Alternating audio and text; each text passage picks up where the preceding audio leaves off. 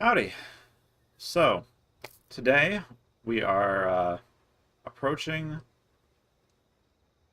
reapproaching the subject that we talked about last week. We talked about choice and how it defines the nature of reality. And today I'd like to approach that question in a more practical sense.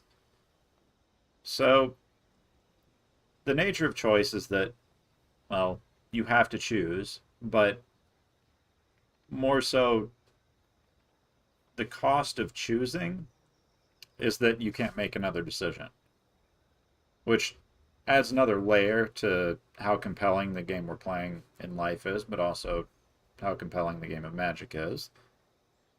You only have so many resources. In life, it's time, and Magic, it's mana to make a choice or a decision, and that's playing a card. And I, I think that in Magic, deciding your line, right? Picking which card you're going to play is similar in life to choosing what you want to do with your time.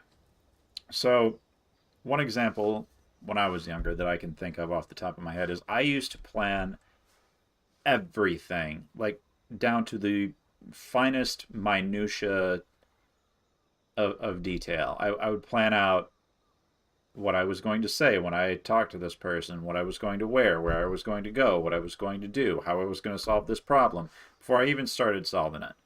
And later in life, one thing that I started doing, because I spent so much time just spinning my wheels trying to plan for every variable. And one thing I guess I learned along the way is that you can't plan for everything. Life's going to throw you some curveballs, and a lot of the time you spend planning never sees any practical application because that stuff just doesn't come up. So as I got older, I stopped spending so much time planning. Now, don't get me wrong, I still plan. Like I'm reading from a Google Doc to have this conversation, but it's more like a bullet point thing. It's not every word planned out. It's just kind of a roadmap guide thing so I don't forget anything because that happens sometimes. But I don't overplan every detail. I don't spend a bunch of time working out a solution to a problem that might never happen. Because if you spend a lot of time solving a problem and then it never occurs, you've just wasted that chunk of time that you could have been progressing by actually engaging, acting, right? So by planning, you're not doing. The opportunity cost of solving a problem is the time spent working on the solution. If you're one actor, right? Like in businesses, you have people who are paid to solve problems, and then you have people who are paid to just enact those solutions. And the people who solve the problems tend to get paid more, even though the people who are on the boots on the ground tend to be putting their lives at risk, but they don't have the education, they don't have the investment. So economically speaking, their lives are worth less, I guess. I don't know. But you got ops and you got management and you've got people in between, and you don't have to worry as much about the opportunity cost of solving a problem. But for the practical purpose of living your life, you actually have to worry about the opportunity cost of thinking about something, right? Because if you're thinking about it, you're not doing it. And conversely, if you're doing it, you tend to not be seeing every detail. You can't broad picture it. But if you're doing it, you're seeing the important details. So I think that that's an important detail. And also, along that same vein, specifically with Magic, if you just keep doing something every day, you'll learn to see the lines. So we're we're all kind of Pavlovian. If we repeat the same thing over and over, we'll we'll just learn by doing. So like yesterday, really great example. I fought a Rakdos sacrifice deck, which you don't see a lot of. Mostly when you run into Rakdos, it's that Karaxa mid range, just gonna keep playing Karaxa until you're dead and you're out of cards deck, which I hate.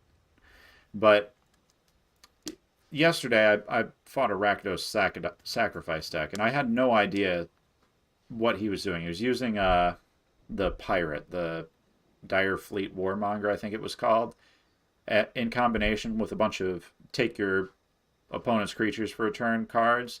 And he was just taking my creatures, sacrificing them with the Warmonger, and then hitting me because it's got trample.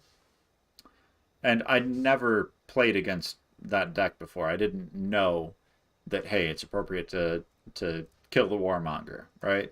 So I had no idea that was the correct line to take. But now when I go back, I will kill the Warmonger if I fight that deck again. Same thing with like the Lurrus deck that had the Selfless Savior. I missed the line to use removal on the Lurrus, get him to sack the Savior, and then play the Cling to Dust on the Savior so he couldn't keep bringing it back and protecting the Lurrus. And I mean, I ended up winning that game, but point being, if you do the same thing every day, you'll reinforcement learn it. So where I'm going with opportunity cost is the opportunity cost of not being the person that you want to be, not doing the things that you want to do, is that you end up programming your brain to be a different person. You end up programming your mind to do things that you don't necessarily want to do because you're doing them. So if you want to be different, you have to actually exert the mental effort to be different.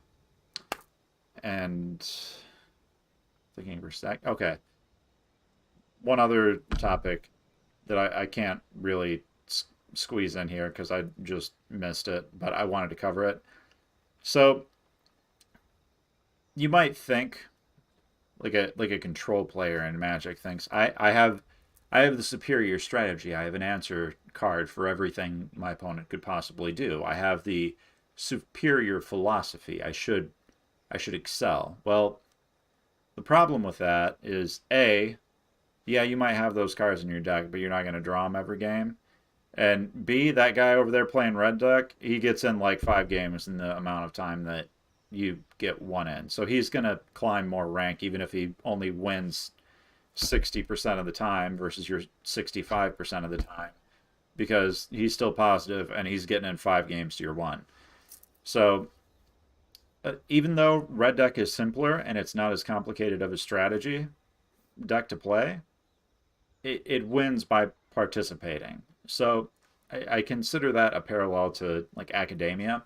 You have academics sitting in an ivory tower talking about how life should be lived, but they're not actually going out, rolling up their sleeves, getting their hands dirty, and living their life that way. So the people who are going out, rolling up their sleeves, and living their life and doing things are dictating what actually happens because they're participating in the game. Their strategies perpetuate through the game because they're participating. And that's all I really had as far as philosophy goes for the day. What was that? About 8 minutes? Not bad. If you've got any thoughts on opportunity cost or sunk cost, go ahead and leave them below in the comments. And I'll catch you guys after the break.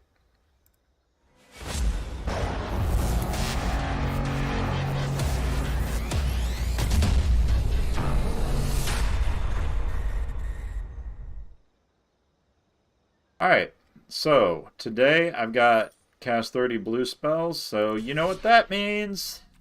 That's right. It's time for more rogues. Although, to be honest with you, I'm getting kind of sick of rogues, just because I've been playing it so much lately.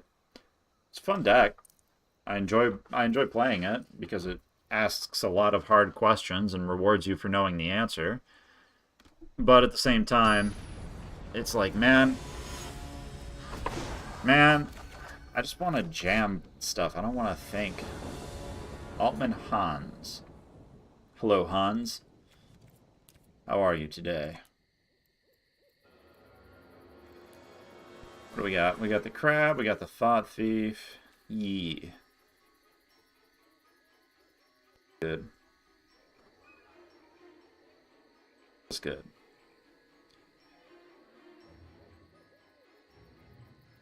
It's real good, actually.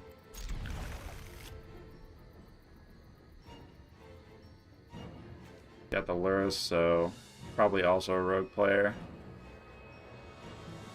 Man, why do we fight so many rogues? Maybe he's not.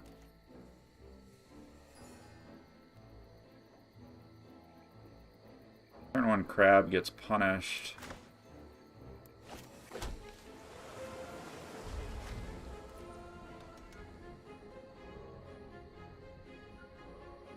We can turn 2 crab and get value off the passage, though. Oof.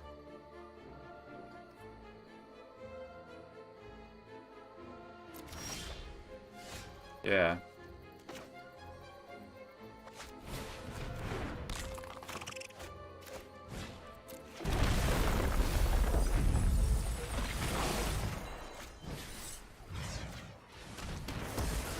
Got the punish.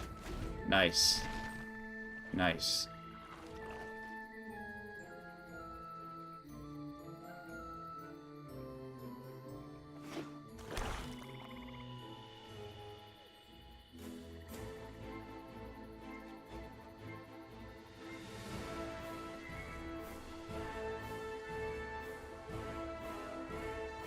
I don't know what he's thinking about here. Playing a wind robber. Okay. Well, if he attacks with it, we can get him with Thought Thief next turn. Or maybe we just play Thought Thief this turn.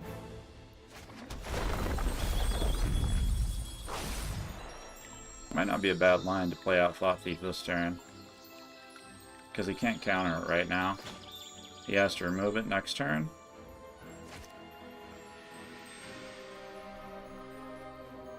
And we've already seen that he probably doesn't have removal, or he would have played it on the crab there. He's most likely rocking a counter spell and no removal.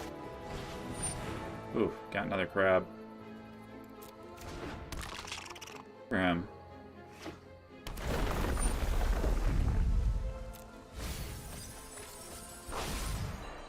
Hate to see a Death Dweller go in there, but such is life sometimes. What's he got?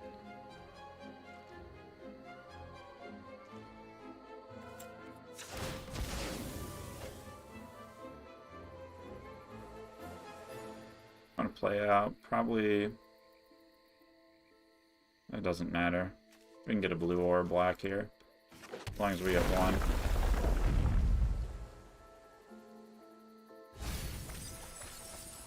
Ooh, that's brutal. That is a brutal mill.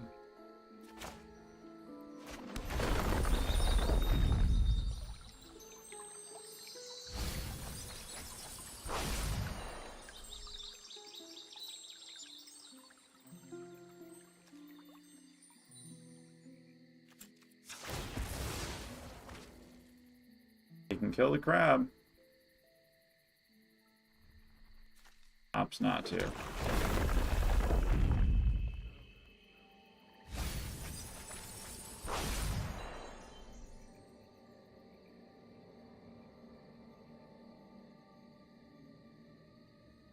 Interesting.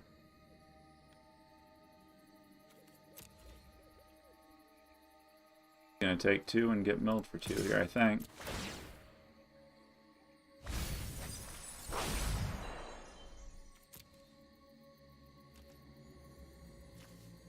And we've got 2 Drown in the Locks, 2 Thought Thieves, 3 Drown in the Locks. So he's got the only one he's got in his hand, probably. Ooh, that's rough.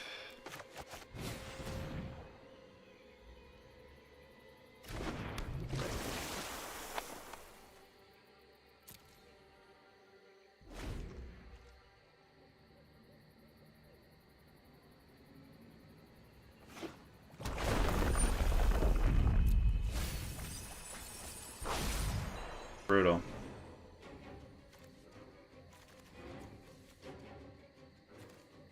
Got 1 Enforcer. And 2 Reses. Sucks. End of the story. Damn. That does suck.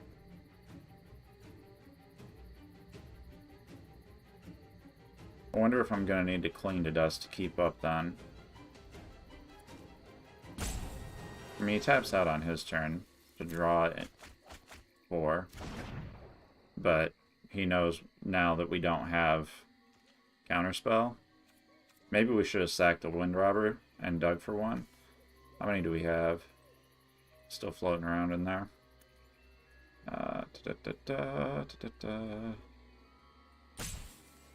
Drown the lock. We've still got 4. We had a 10% shot at it. Actually, we could have had more than a 10% shot at it. We would have had 2 of a 10% shot at it. Meh. He's tapped out.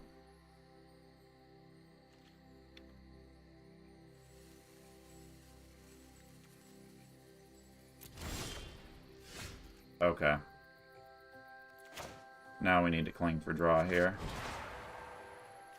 Doesn't matter what we remove. He runs 2 little mages domination. Interesting. Yeah, it doesn't matter what we remove here as long as it's not a creature.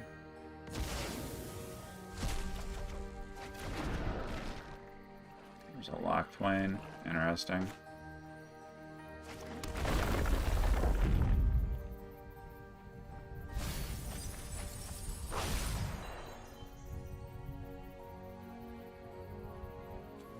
We can cling ourselves here.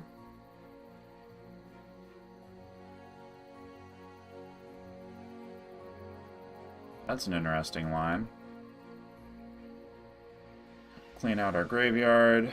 Make sure he can't end of the story us again. Tough call. What's he looking at? He's got 27 left.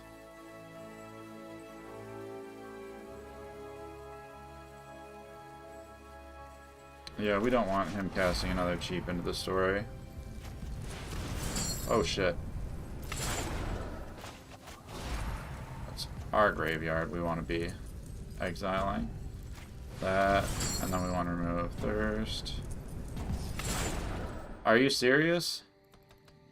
Our turn just skips? Choose attackers. Okay. Fine.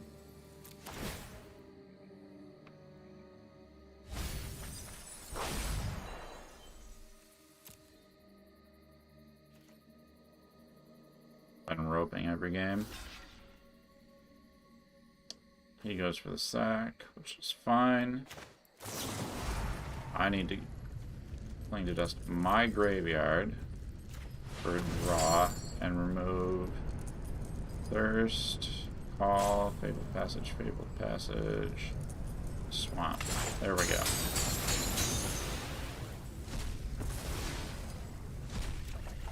That's what we were trying to do. Thank you. Holy cow. Man. I roped myself.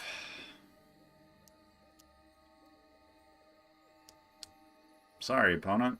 I'm not trying to rope.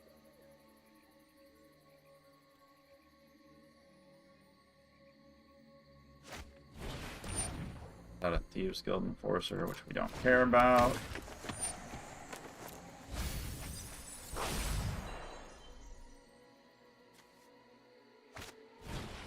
Is that a Wind Robber, which we kind of care about.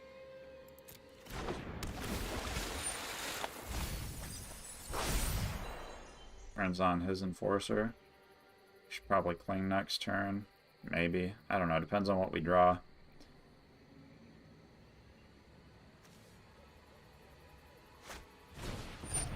Pulls another Wind Robber. Interesting. And I will have to cling again then. Into the story off the top. You hate to see that.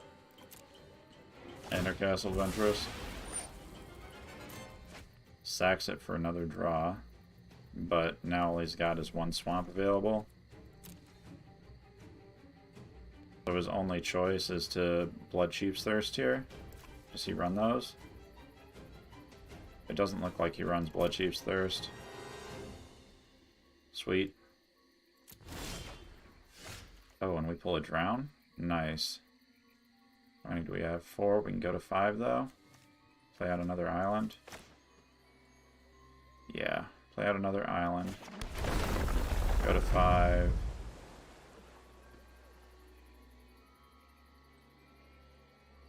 Oh, go to 6. Retarded. Holy cow. Okay, and then we can activate the Lurrus, right? Or do we cling to dust our own graveyard here? I think there's a real argument to be made for clinging to dust our own graveyard here. Again. Enough up for... yeah. If he attacks with the Enforcer, we can get him.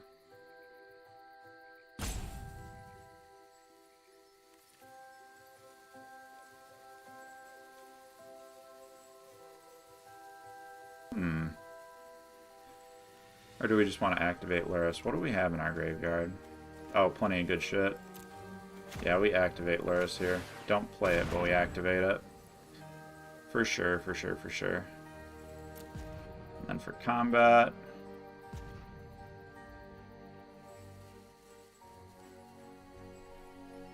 I think it only matters that we're swinging. I don't think it actually matters that we're...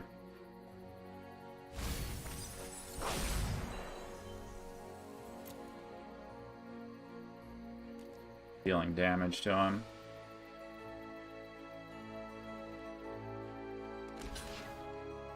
He can go for the draw, but that just puts him closer to milling. We're way ahead here. That's fine.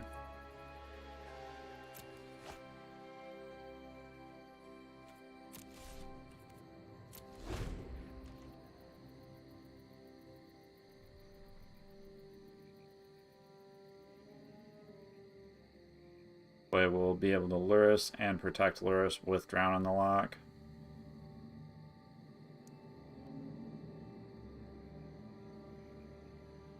Or he does nothing.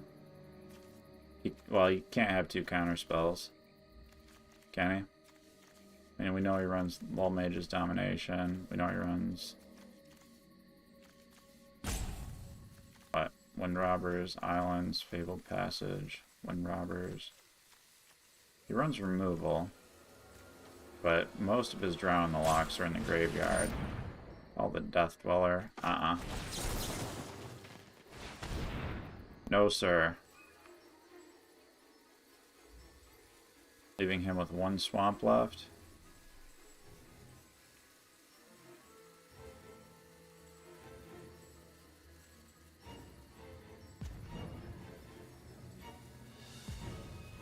But he's going to be able to play an island out here. But he can't play an island out right now. Maybe a bit greedy. Yeah, Thieves Guild Enforcer. Sure, sure, sure, sure, sure. And he's tapped out. Nice. Okay, whatever.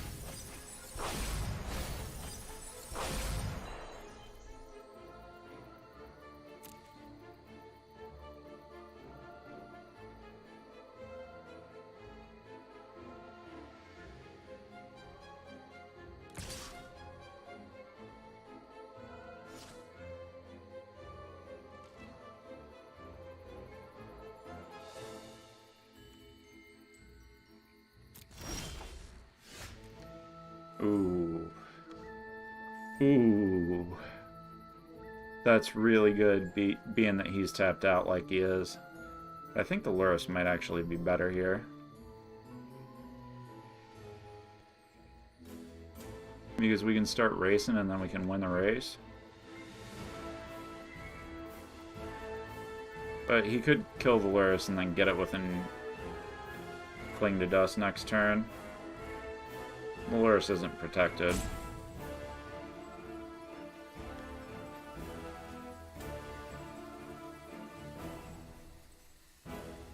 Opportunity cost. If we Lurrus, we can't end the story. And if we end the story, we can't Lurrus. I think it's correct for us to just Lurrus here, though.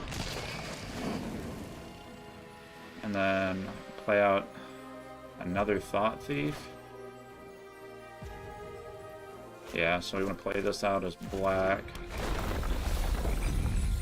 And then we play out another Thought Thief. And then we attack for 6. Okay. Whew! Game 1, mirror match.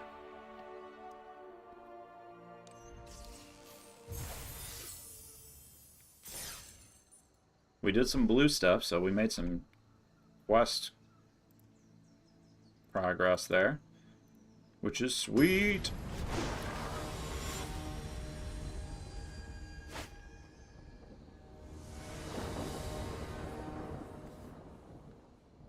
Ghostbird 24. Whoops.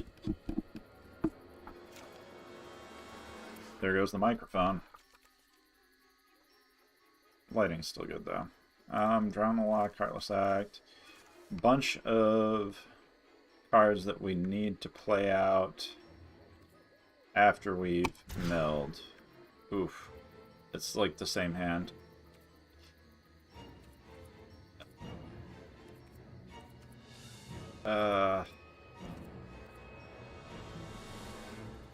Much slower hand. Toss the Heartless Act or the Call here? I think the Call. I don't know, having Call is pretty ace when we've got Lurrus as well, because it just enables us to be super aggro. Maybe. I don't know. Hard to say here. Double Drown.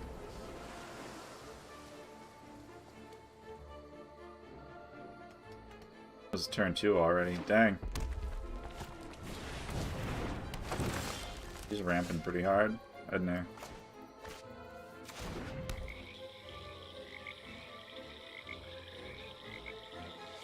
Damn it.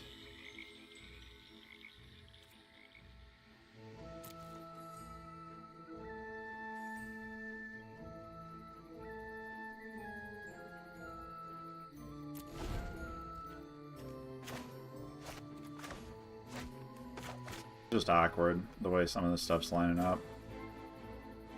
We have no mill. So these are off.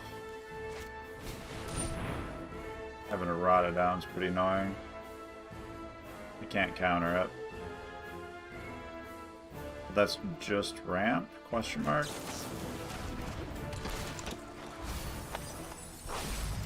Regardless, the Enforcer's on now.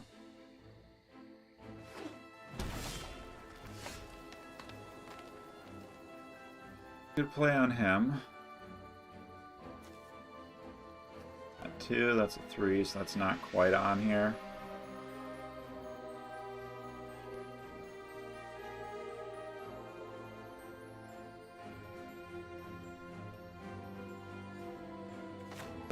Our hand's leaning towards black, so I think we pop that down.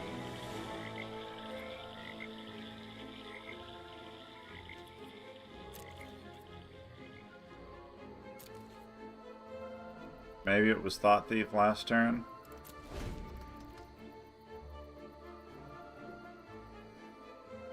I guess I just... Yeah, Thought Thief would have actually got him for one more damage.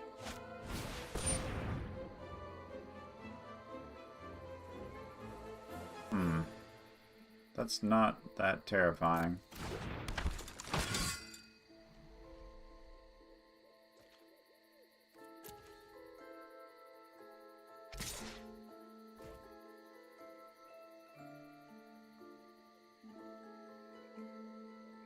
Take 3 here and be okay.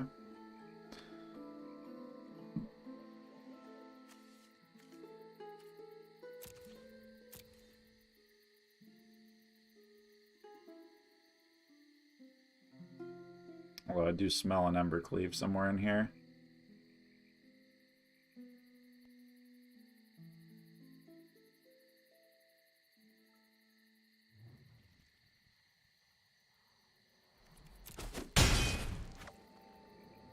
Maybe a Rimrock Knight too.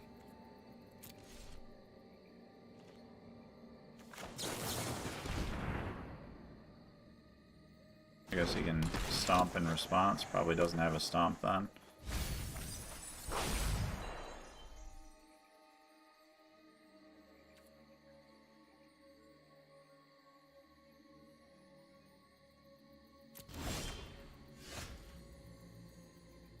You're not what I need.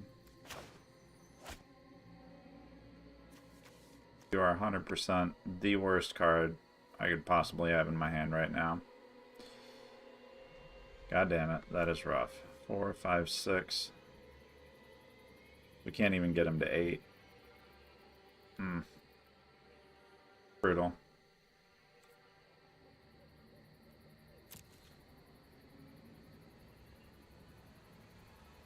I'll have to bait him here.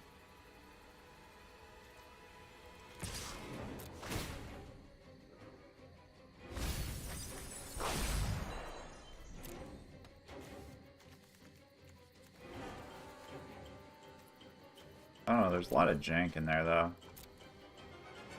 So maybe we can get him if we get the Rada with the Surferin here. Especially if he like turns everything sideways and goes for an Ember Cleave. We can drown in the lock whatever he Ember Cleaves. Annex. Weird. So he's not playing an Ember Cleave then? Question mark.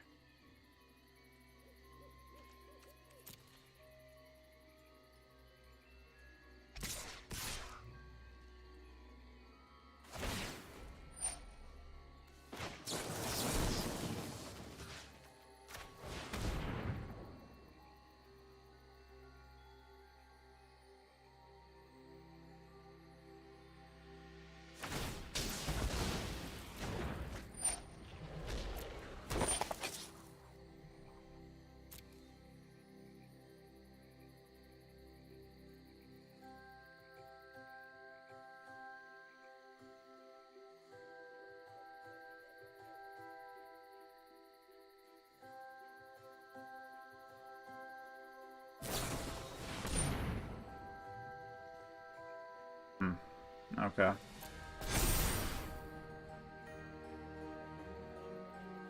Yeah, I think I'm gladly trading here. Thank you for turning that on for me.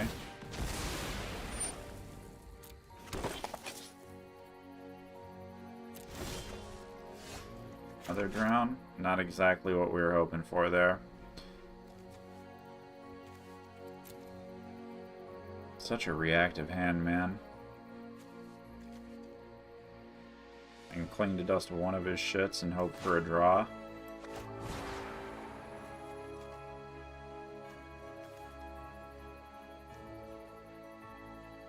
It doesn't matter. Land, please. That is not a land.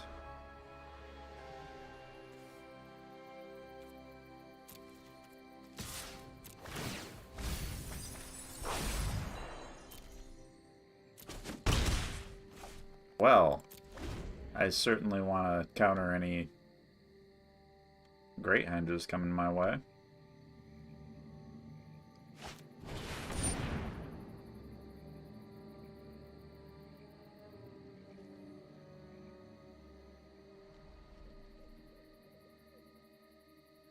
I don't like that.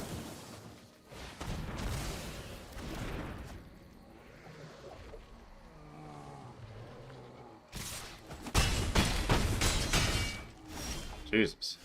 Okay, that's a thing. That's a thing I can do. Thank you. Thank you.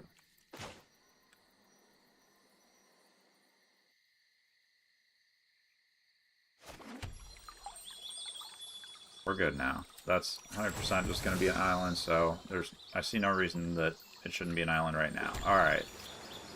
Next combat, no attacks, because he's 11, and we're good.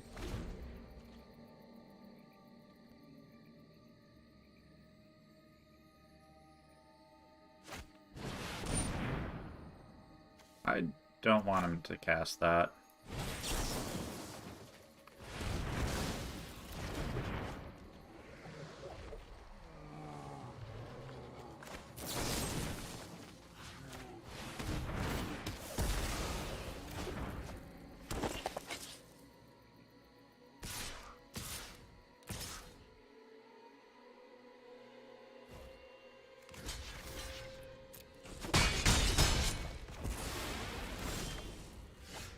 I want Lurrus in my hand right now.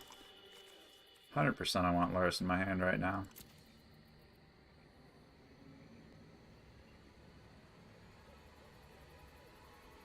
Three, four, five, six. Yeah. Just gonna want Lurrus in my hand, but then I don't do anything. Aside from block here. Well, I'm okay just blocking here. If I can have a Lurrus in my hand. Auto taps correctly. No attacks. Go to 9.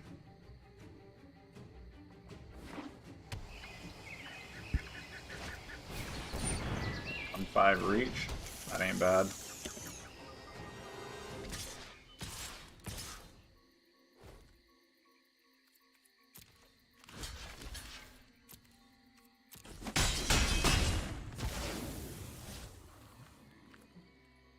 I think I cleaned the dust for health gain here. One of his creatures.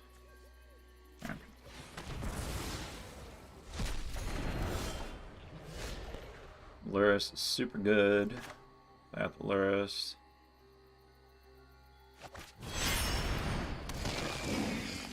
Play out an Enforcer. And we can play out a Windrobber. Which is all awesome. Next to combat, no attacks, end turn. We're not losing anything stupid here.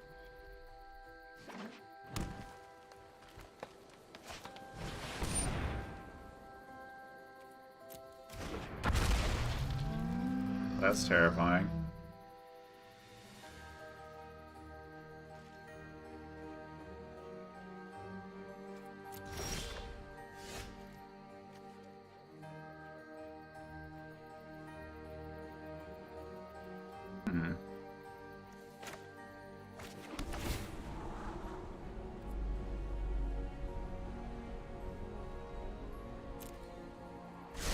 Windrobber's fine.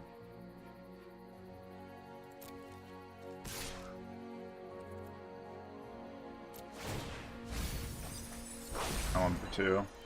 Draw 2.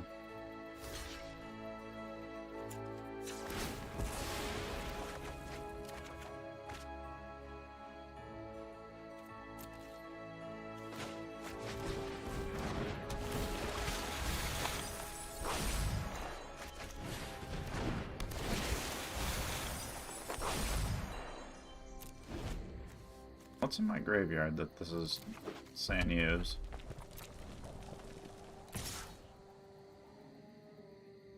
Doesn't have anything that has... Doesn't have trample, dude.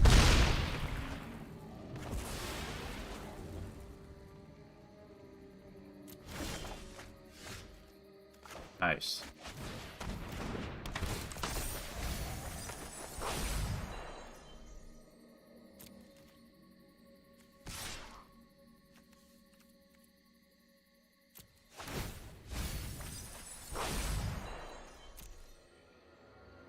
Suppose I'll take my card draw now.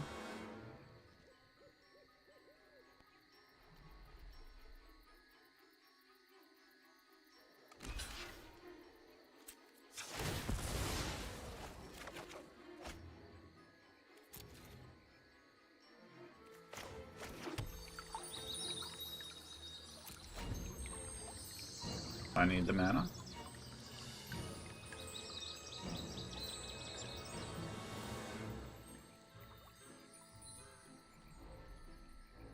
Yeah, you can't have 2 cards, so you can't actually get rid of the thing.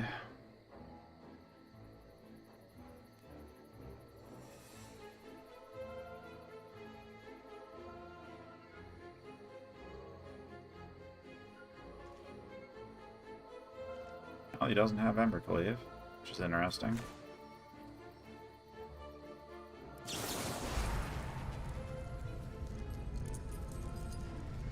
I think I'd rather have the...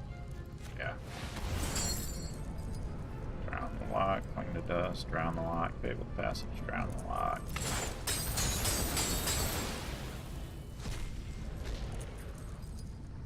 Draw another card.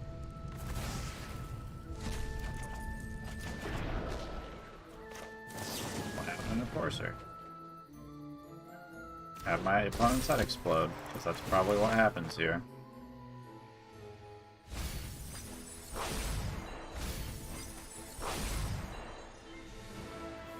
Got like a 10 damage spell. Doesn't seem like it.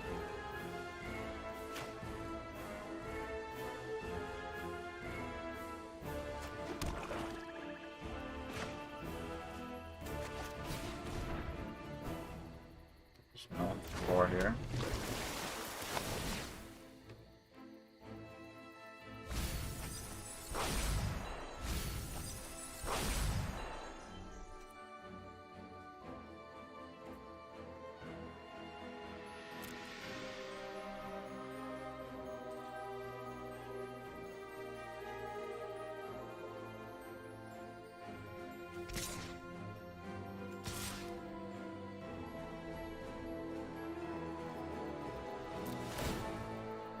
I'm okay with this.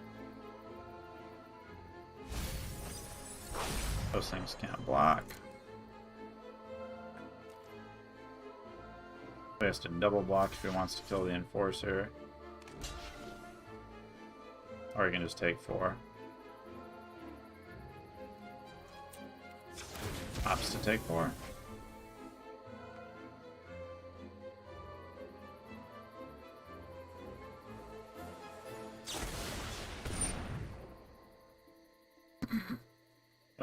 Oh man, he got me. Look out. Nice.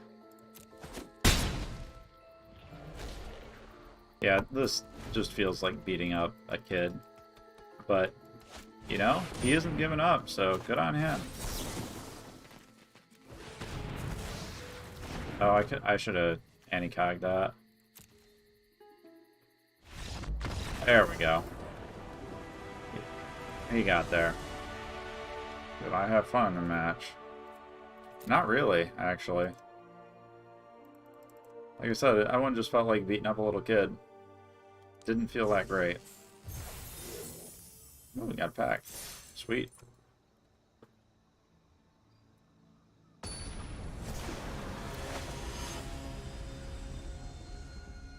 Ryan is bliss. Interesting.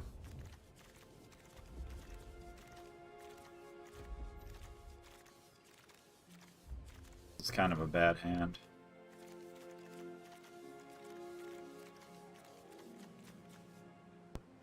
We can get a turn 2 Heartless Act online if we play out Fabled Passage. Oh, wait, we got an Awakening. Never mind, we're fine. Yorion deck? Oh, we're gonna beat him up. Hey, 3 life. Boom.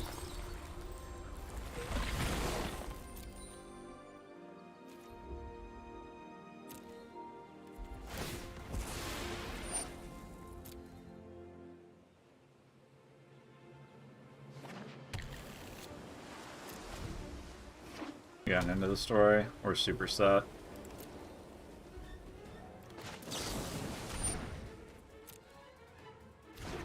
Only need 2 thieves on board to really get him, and we've got one of them already. Heartless Acts aren't that great in this matchup, but whatever. Whatever.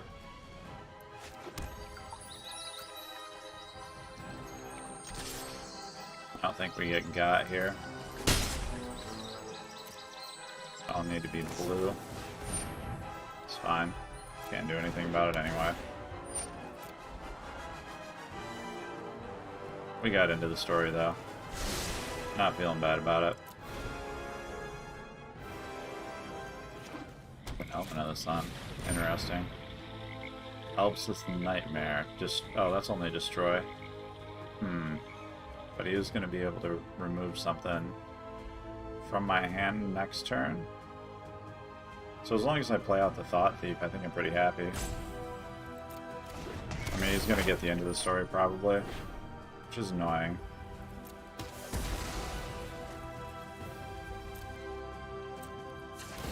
That's going to need to be blue.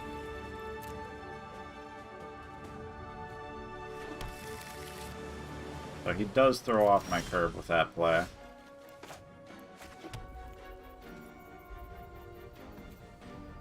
Non-creature, non-land. Yeah. Say goodbye to that end of the story. That's actually really rough. Man. And he knows that I don't have a counterspell now. Oh. Oh, it's brutal.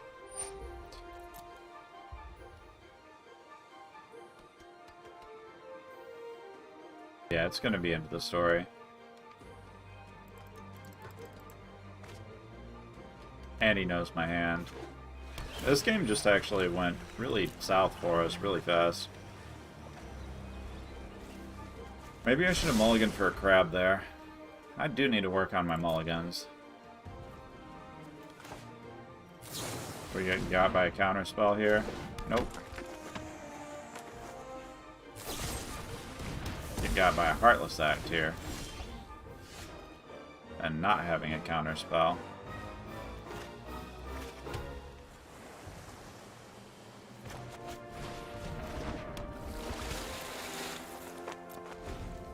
These three cards are useless in this matchup. And he just exiled my two good cards. That hurt. That was a painful card. Did not be able to do anything about. He knows our entire hand.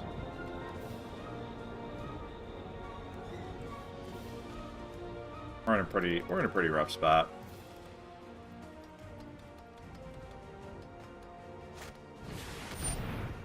Oh, Doom Foretold? Whatever.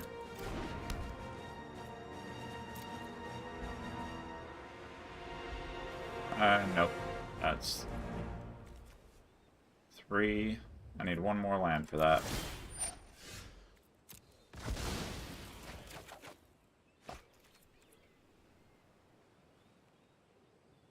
There's all of my hand except that. And I don't... I just paid it. Nah, I don't pay to activate the Lurrus here. That would be foolish.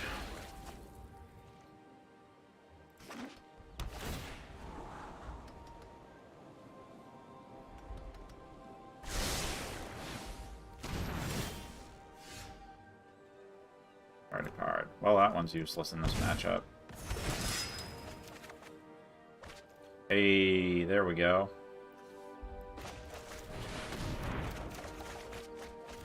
There we go. Now we're in a pretty good spot here. I was getting a little worried there for a second.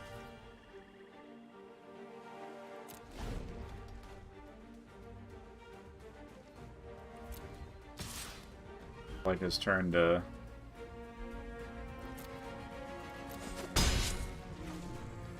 play as Yorion.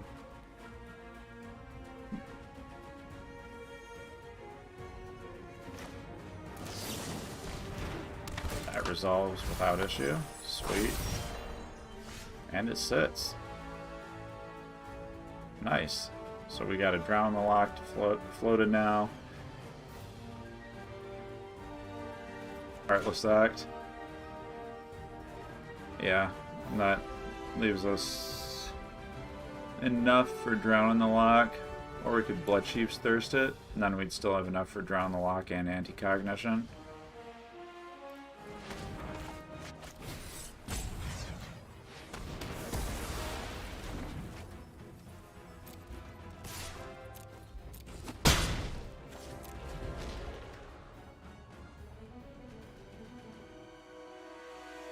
You can just get him for 3.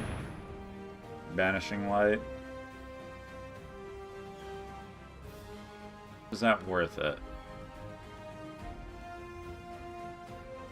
It's probably not worth it, to be honest with you. I think we just let that get banished. Oh, that is one of our big creatures. Nope, that's gonna have to resolve.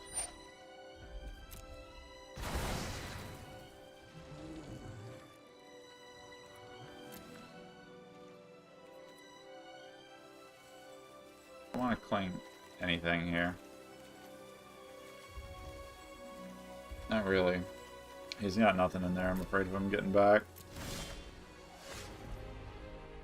Like a fabled passage here.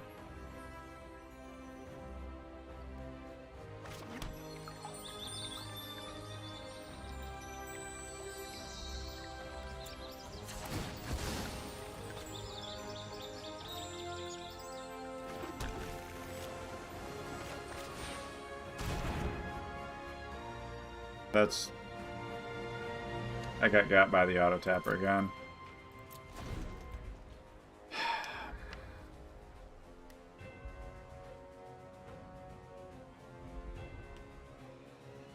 That expects me to Heartless Act or Cling to Dust. Neither of which I really want to do. I would rather have the mana floated for Drown the Lock and Anycog. Anycog's gonna need to be there for shenanigans. Drown the Lock is gonna need to be there for like dancing the mats and stuff.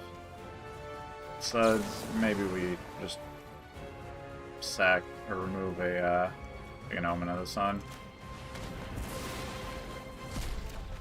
For an extra draw here. Ooh. Yeah, let's see if he's got a counter spell in hand. He does not. Sick. We can end the story again. Start tossing the bad cards. Don't really have anything crazy in the graveyard. So no reason to Lurrus. And no way to res Lurrus. Yeah, I think we do that at the end of his turn.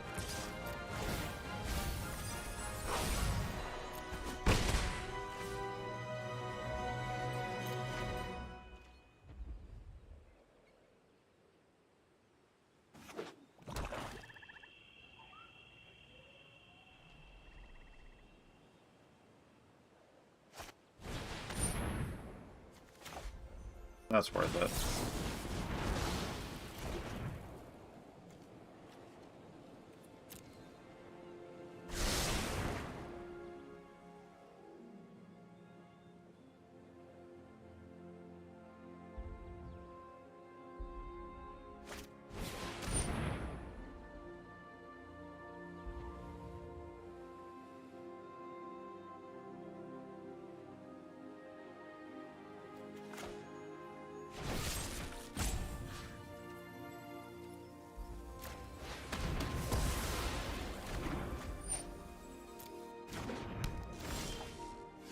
I know that looked really weird.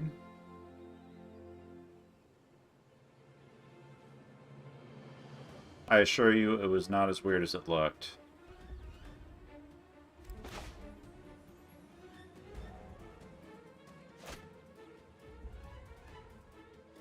Lurrus.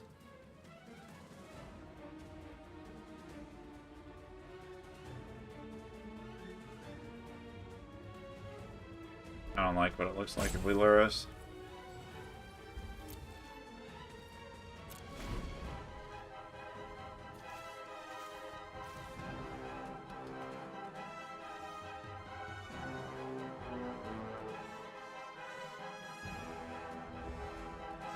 I need a counter 3 Orion.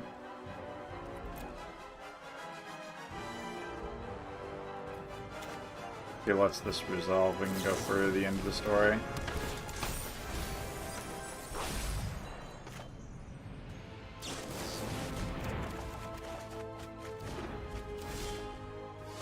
Nice. Alright. What are we going to be short on? We'll probably be short on Swamp here. So we're going to want to play out a Swamp. And we'll want to play out a Windrobber. We got 3 Drown the Locks in hand, so we're no longer scared of anything. And we can just start getting him. And we got a Thought Thief in there.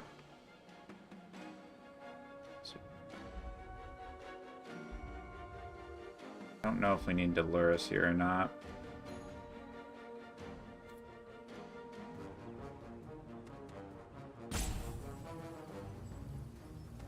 Lurrus leaves us only 1 counter spell. Whereas if we wait a turn, we have 2 counter spells to protect it.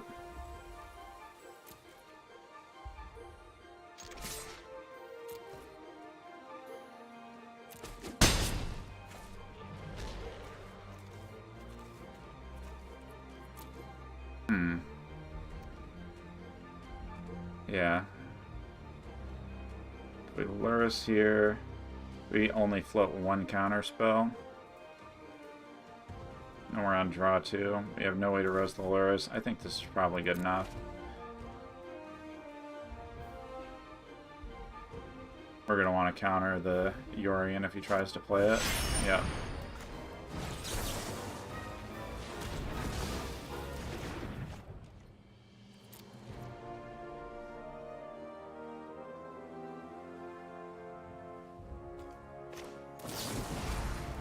Playing the Yorion here.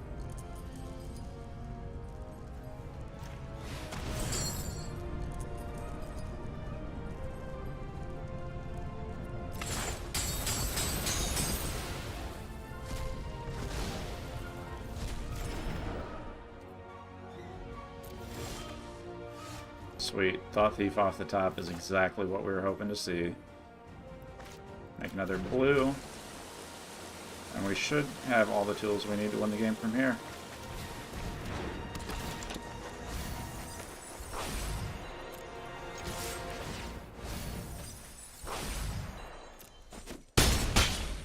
We can counter a Dance in the Mats if he's got one. Though I'm not really seeing any dances in here. So maybe they're either all in his hand or he just doesn't have one.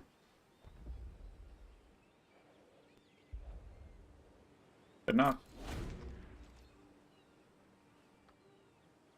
Here we rockin' 6. Yeah, not worth it. Extinction event? Nope. Right, because he's gonna go 1. The extinction events.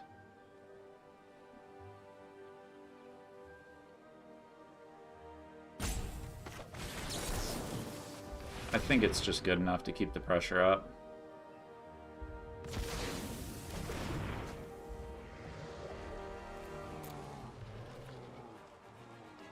Wait. Yeah, we're not looking to cling here. An island. I'll attack, and he should be dead. Oh, another sun. Nope.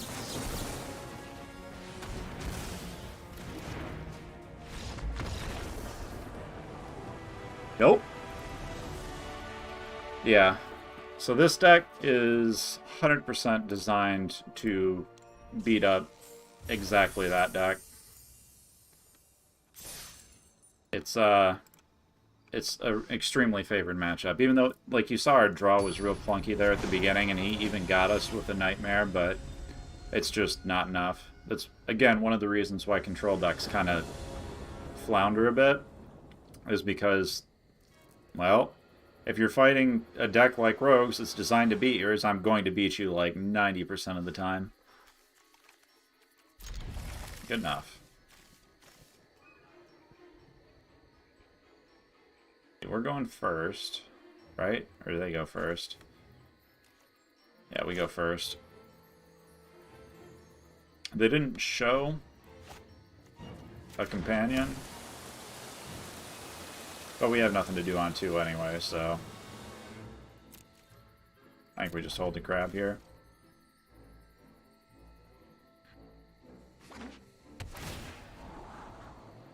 Green, black. Interesting, interesting. The Enforcer draw here means I want to play out the swamp. Shatter this guy. Crag Crown Pathway. So he's rocking board wipes. I don't know what he is yet, but we know he's green, black, white. He's a Sanctum deck. Okay, we gotta really get him then.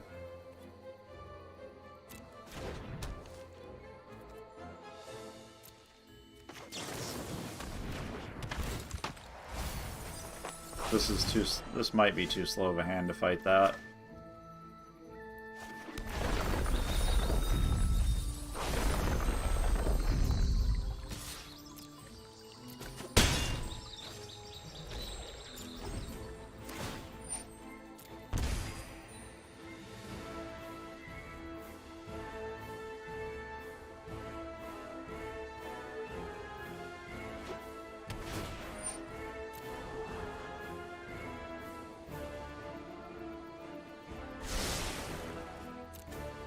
If he's got the,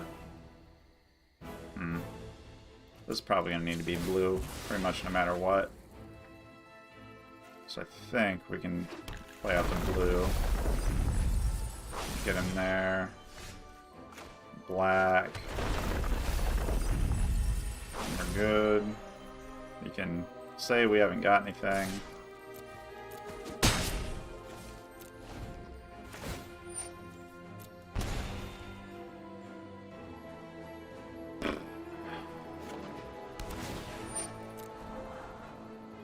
He hasn't pulled the right red sanctum yet, so we're still in pretty good shape, I think.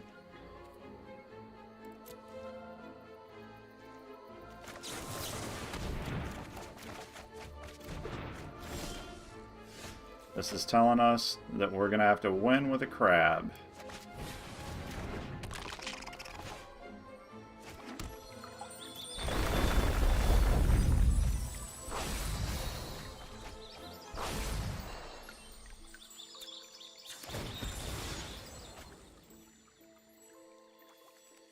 What do we need out here? We need blue out here, right?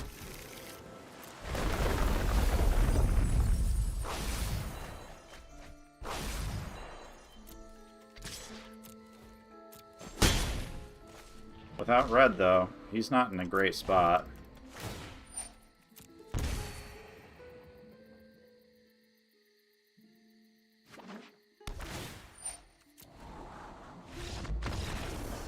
Woo!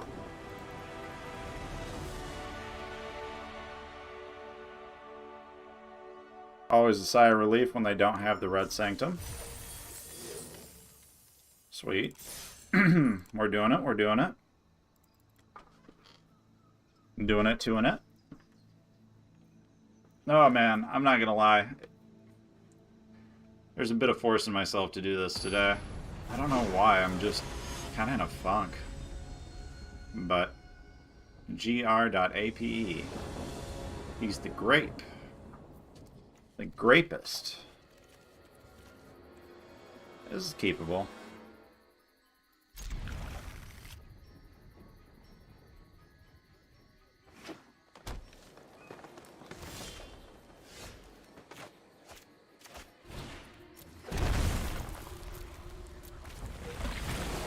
Fairly obvious, but I don't think there's any value in subtlety here.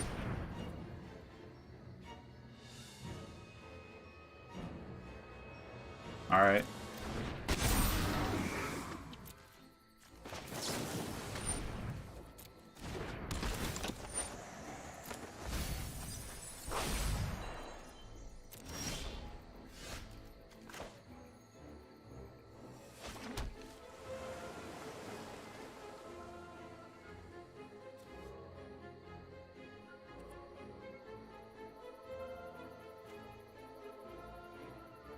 We can kill that with Heartless Act.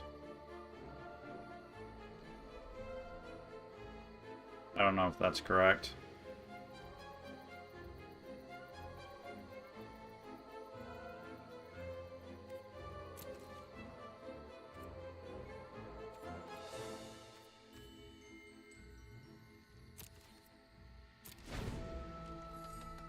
Get out of here, kitty.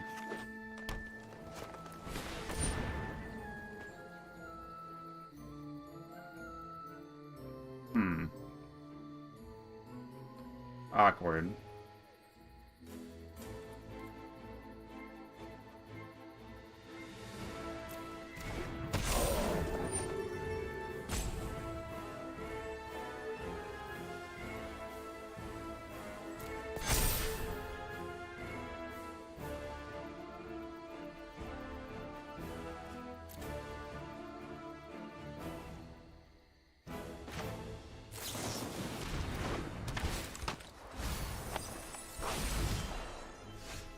Man, you hate to see that. We can really start getting him here, but I don't know if it's enough. We play out the Awakening. We can play out... Right? We play out the Vantress. No, it has to be the Awakening. It has to be 3 life like that. We have to do this.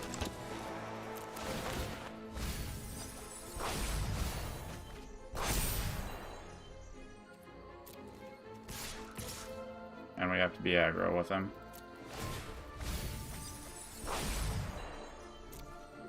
He goes for the block there. We're gonna Heartless Act.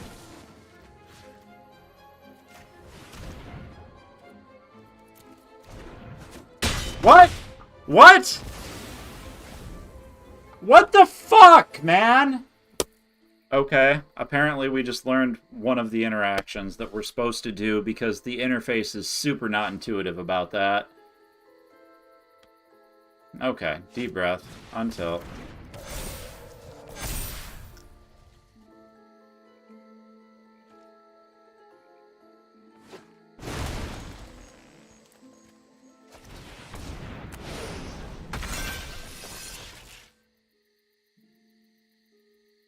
Woosah.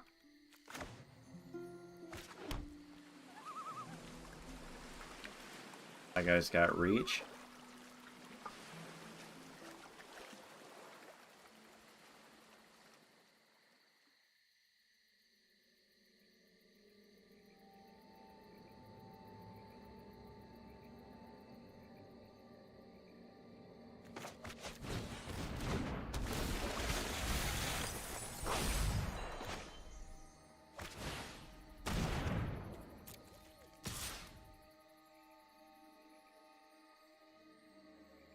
I'm net positive if I get in here. Right? Nah, I hold back.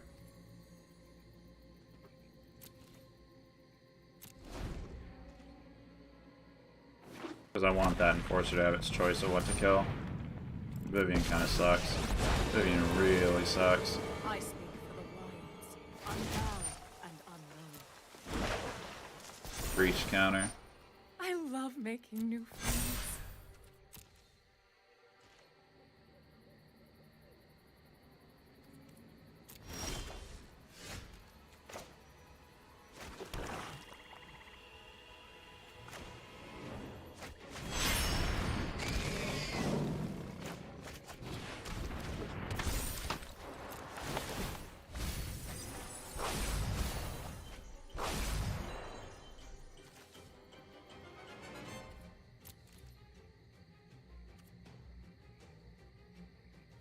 We got some pretty good chump blocks here. Do we want to mill him for 2?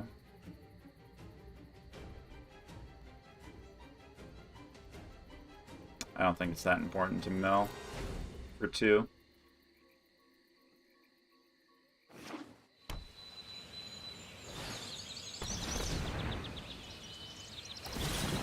Every bark joins a chorus of roars. I hope things get out of hand for you.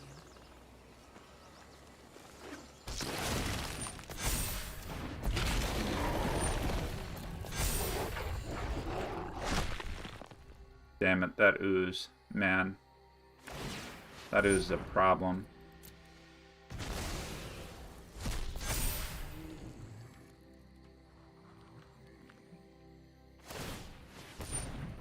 Why is he eating all his own stuff, though? Shouldn't he be eating my Thieves Guild Enforcers?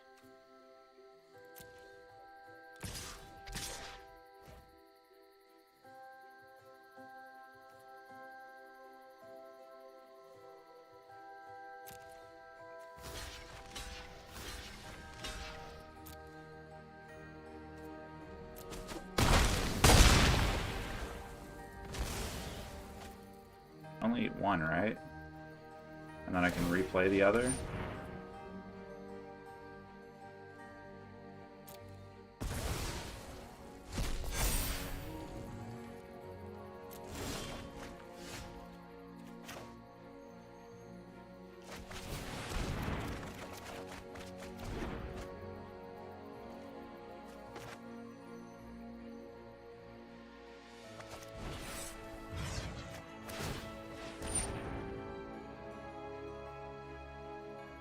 That's annoying.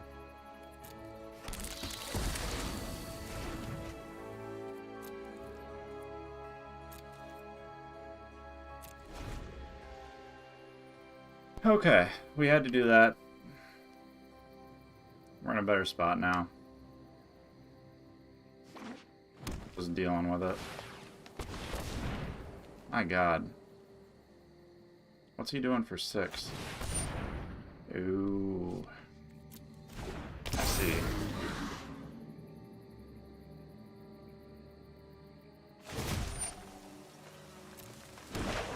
Pretty wide here. We're certainly I'd gonna like you need to to meet my friend, Stompy. axe with a gym razor. We just take it.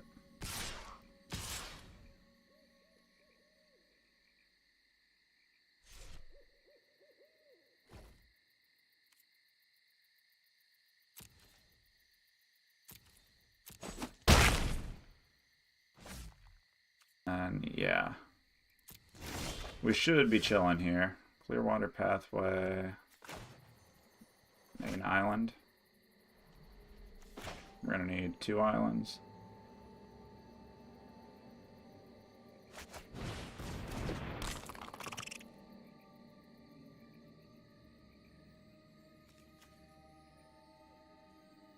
Yeah, we're gonna need 2 islands here. So I don't think it's correct to play out that crab.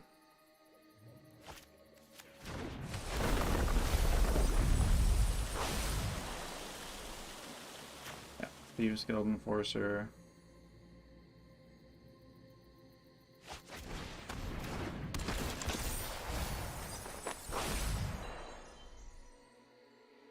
Now, do we drown that?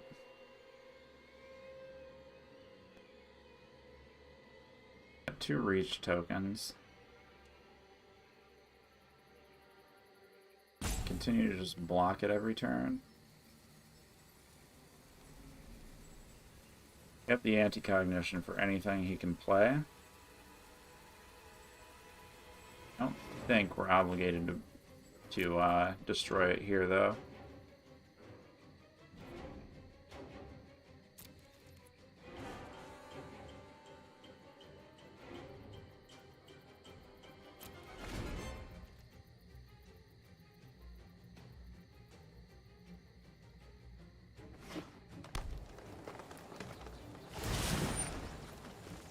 Things are about to get out of hand for you.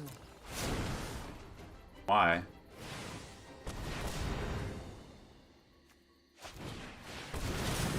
I brought friends. Lots of them. Does that still trigger them? Fabled Passage, yes. And yes. I will take that gem razor.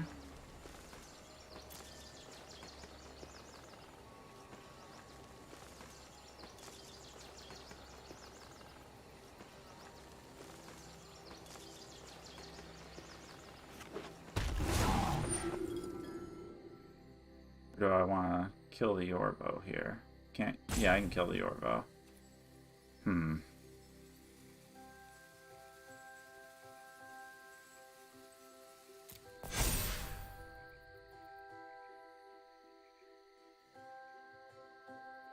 I just kill whatever he attacks with and steal whatever he doesn't. Right? Yeah, that seems correct.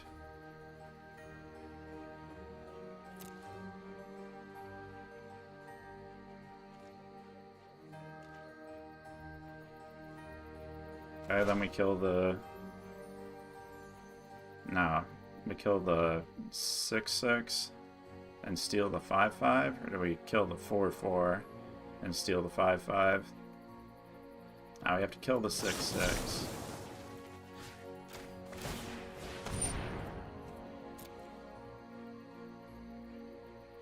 And we have to steal the 5/5. Where the hell my low mage is... Oh, it's... Right.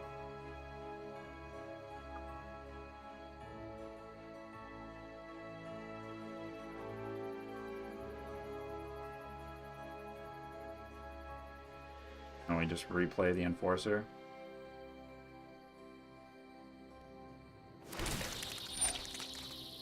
Oh god.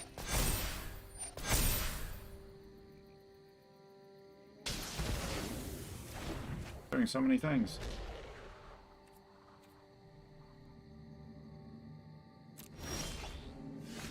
Domination.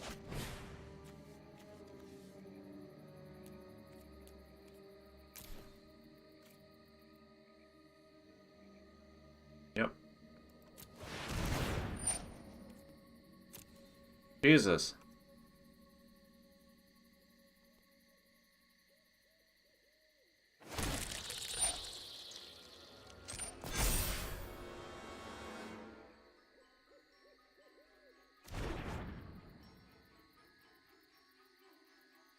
Okay, there we go.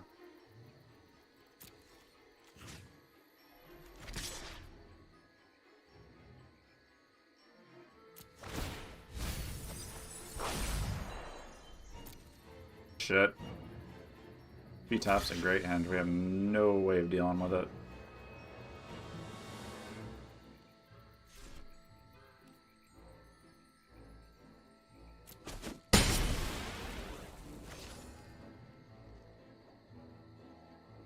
Opts not to kill it. Interesting.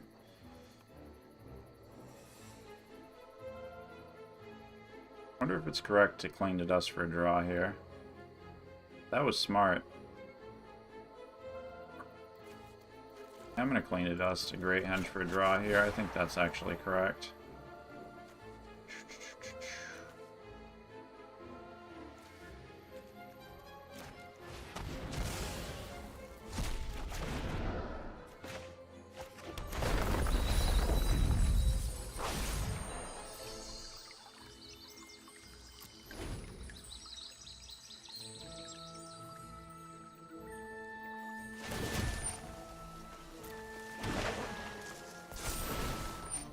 Every day, mutation. Down to 15 cars. He's just looking to go wide enough.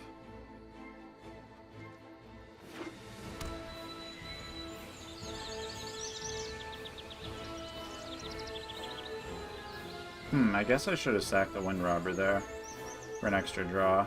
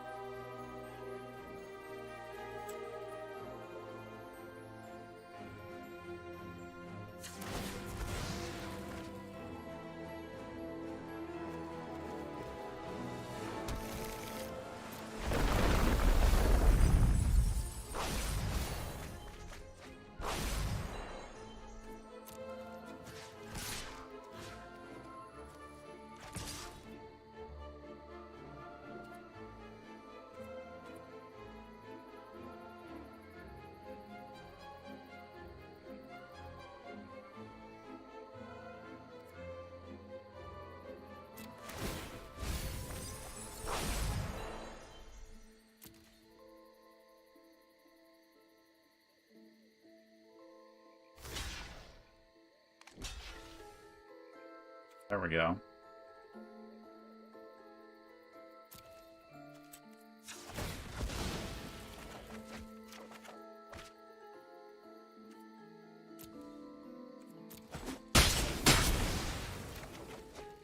Got him there.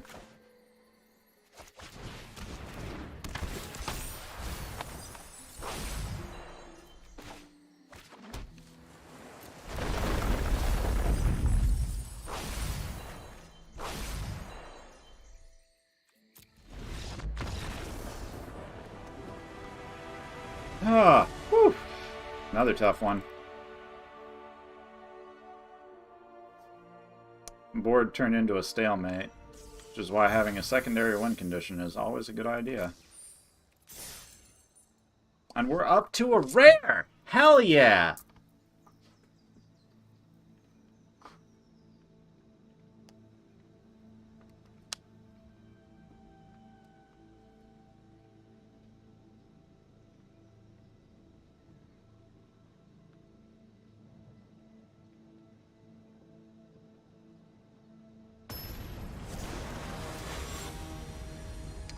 Lotta Reed. Lotter Reed. Lotta Reed. I dig the name. Sweet.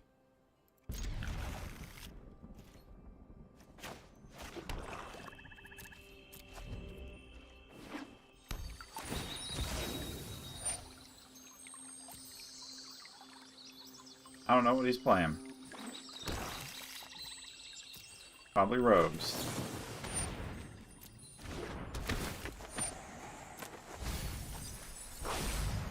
Nope. Nope, he's playing the Karoxa deck. That's rough. Oh, we have a thirst for it, so that's nice. 3. Yeah, we can bluff having something, I guess. 3, because it only takes him to 7, which isn't enough.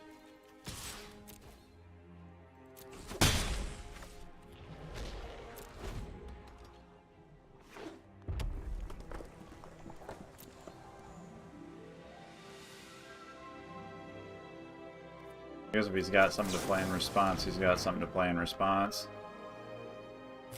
Yeah, saves himself 2 mil.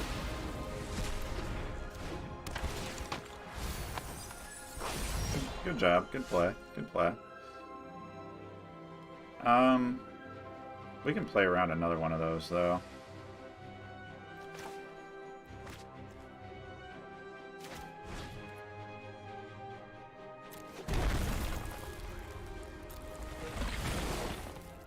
Six. Well, I guess we could have played the Thought Thief and got him for another 3 there, but... You know... We also didn't turn on Karoxa. I think this is a Karoxa deck anyway. The Simulacrums are kind of a weird include. Now if he tries to remove it, which he's probably got, he's going to remove it in response again. Nope, doesn't have any removal. Or he does, and he's just using it on the Thought Thief. Ugin deck. Interesting. And Death Dweller for that. Not drawing any lands here really sucks. I think it might actually be appropriate to Death Dweller, or call here. Or do we just Lurrus? Lurrus might also be correct. Yeah, with the call in hand, I think Lurrus is correct.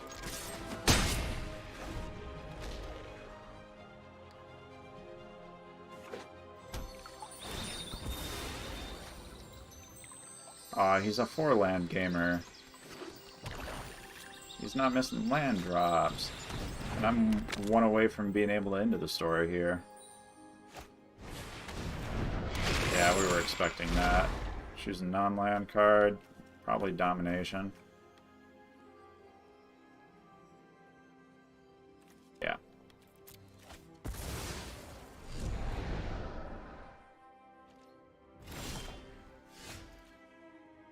Oh, we've got to drown the lock now, which is cool, but not what we were hoping to do here. I do think we should probably play Lurrus this turn. Oh, maybe not.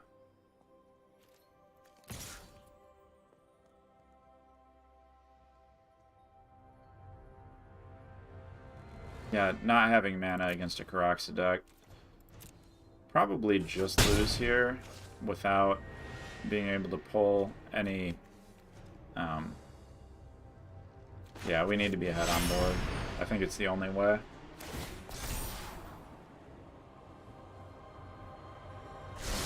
He does... Okay, yeah, whatever.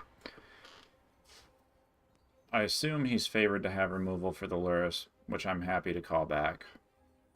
If I continue to not draw land, I need to get him on the clock here.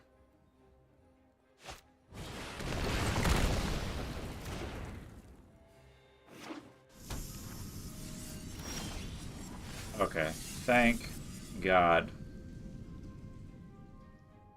Got the Fabled Passage. I think it's probably correct, actually, still to call the Lurrus here, but yeah, I think it's correct to call the Lurrus here. Just force him to spend his turn removing it while we continue to beat him in the face for 3.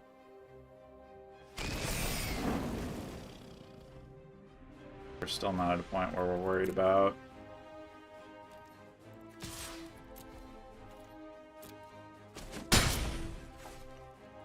And we activate the thing for the thing. Threaten to have a counter spell.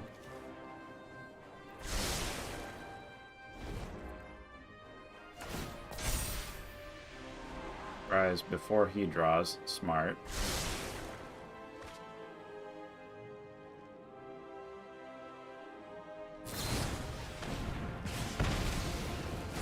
Mildly annoying, but now he can't Croxa.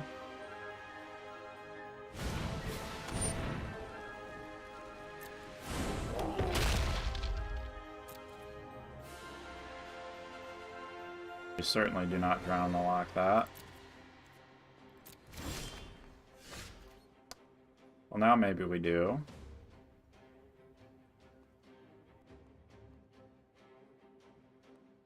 Because we need to continue to beat him up. Yep.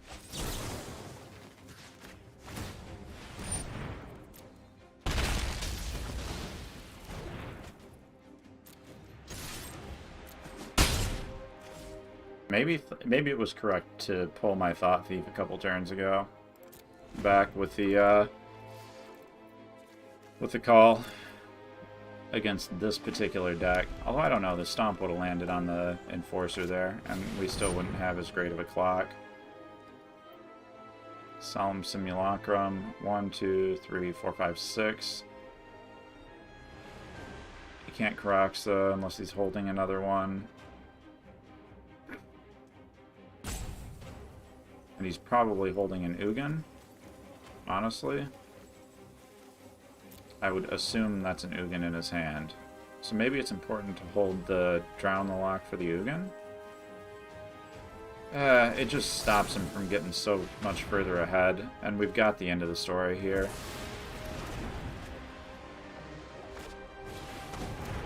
Okay, it wasn't an Ugin. Sweet. And we pull a Thought Thief. Oh my god.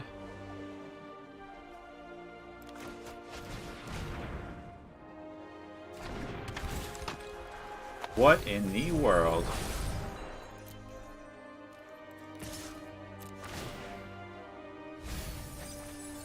Oh, we get another Ugin off the top, too.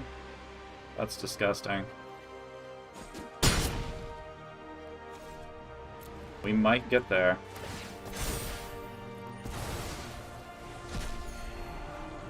We just might get there.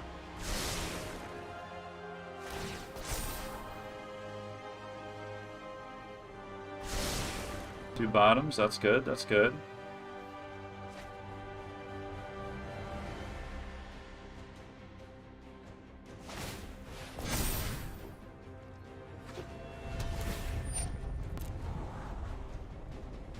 So, if he Karax is here, we have to discard the end of the story.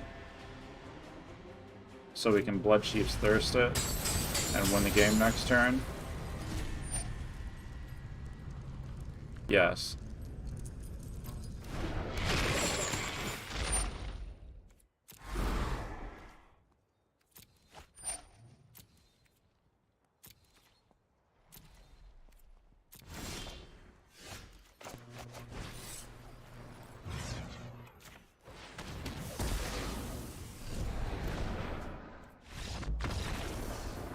We got there against the counter deck.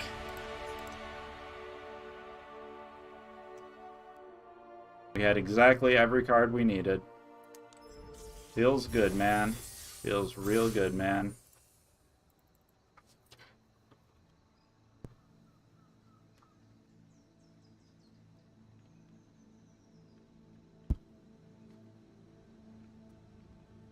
All of this water is inside my bladder right now. And it's making me cranky.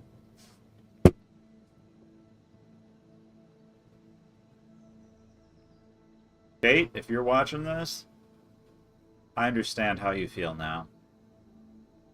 I should really go pee. Popo Han. Turn 1 Runes Crab.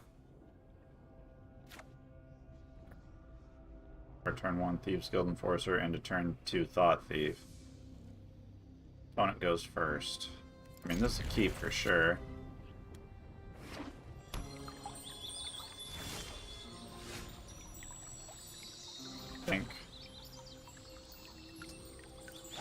I think this is one of the weird turns where we... Nah.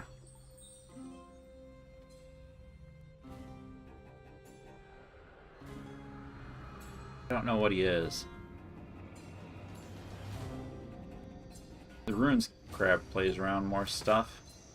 And we're going to want to be jamming... Nah, the... Yeah, okay. This line is just less awkward and more aggressive. So I think this is the line we play regardless. Another one? Shit.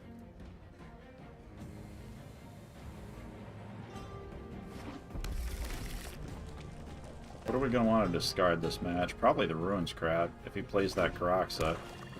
Oh yeah, we're clicking on this Ruins Crab. 100%. Oh no. He has the Bone Crusher Giant. Alright. Well, we're going to perhaps anti-cog that Karaxa if he decides to play it. And... yeah. Yeah, we'll get the Thought Thief out at the end of his turn. If he hasn't got anything crazy to play out, he gets him way ahead.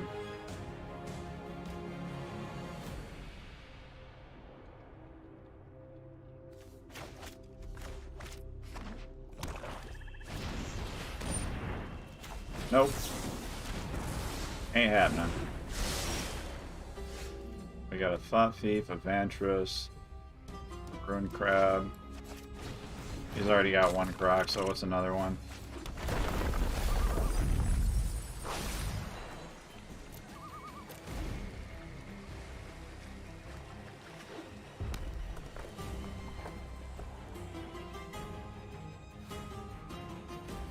No, he's just gonna keep playing it.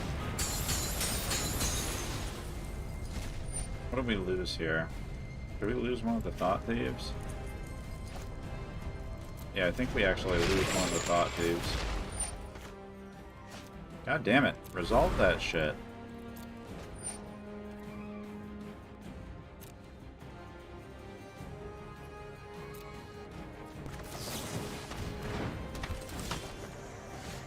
We're 100% going to be top decking and wrecking.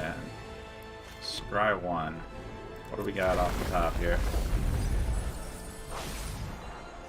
Another Runes Crab. Not the best card in this matchup. And we can Blood Chief's Thirst. Oh no, we can't.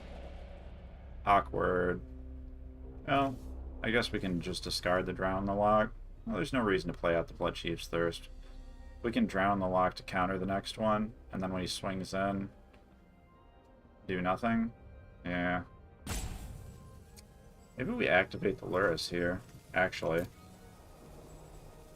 That's not a bad line. I don't think he can make me discard 3, can he? I don't think so. Seen the Rankle, and he's got a pretty stacked mitt, so we're willing to trade a Thought Thief for a Rankle here.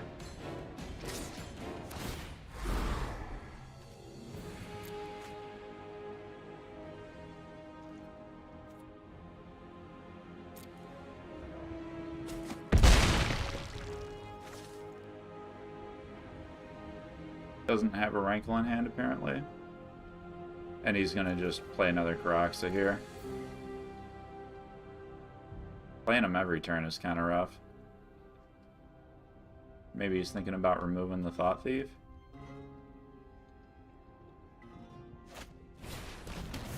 Okay. Doesn't play his other Karaxa. Interesting. Maybe he's got another Swamp and he wants to play out the Swamp and then play the Karaxa. Playing it close to the chest. Nope, just got a Skyclave Shade. Interesting. Interesting. Okay. So we can Play out a lock Swain. Man, he is set up to fight this, isn't he? Yeah, we're not going to be able to actually play that, I don't think, right? The Lurrus is just too slow here, but he can replay another one and get rid of the Lurrus, so I think that's the play. As awkward as that sounds. Take another 6, or we sack the Ruined Crab? I think we sacked the Ruined Crab here.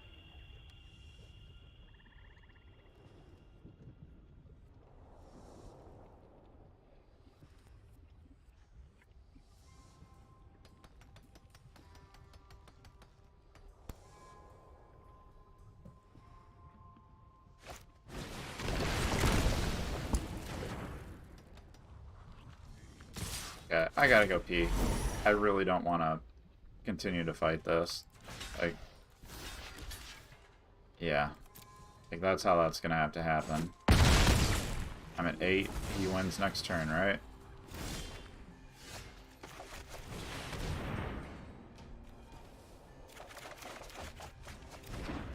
Probably wins next turn.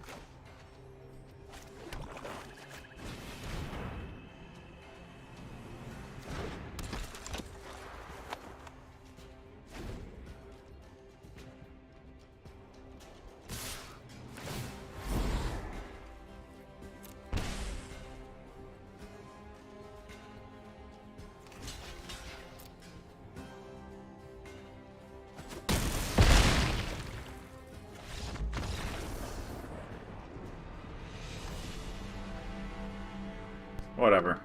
I'm peeing. It's gonna have to happen. Dang it. I'm so upset.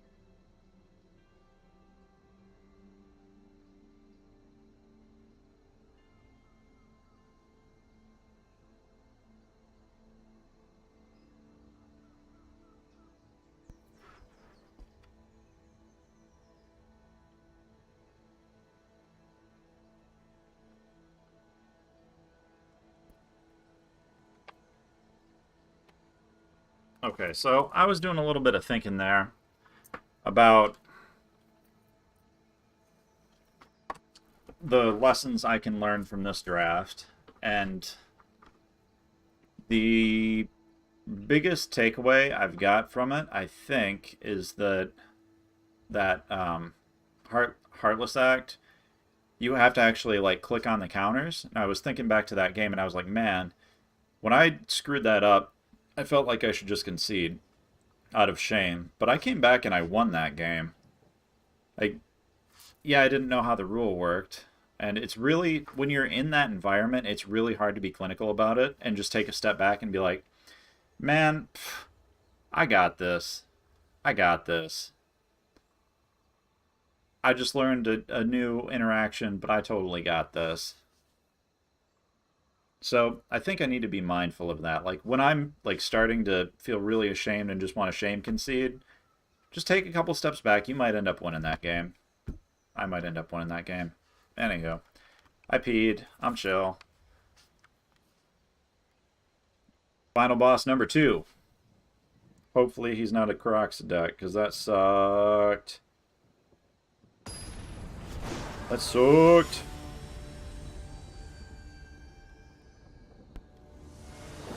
Boson. Cool name, bro.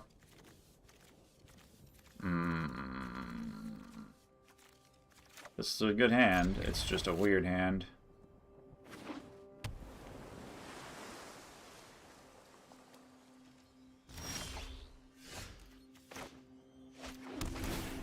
Need a land.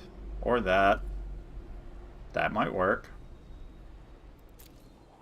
I think we're just gonna play Thought Thief, Thought Thief, Thought Thief, Thought Thief.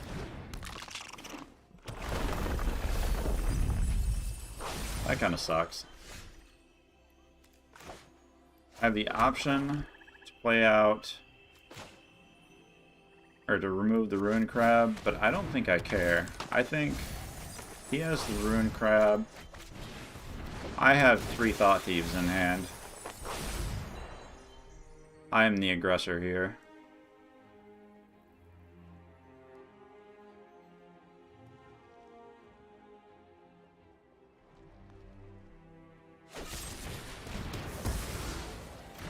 I'm still the aggressor here. And hey, side note, it looks like he did not have a land there, which is awesome for us.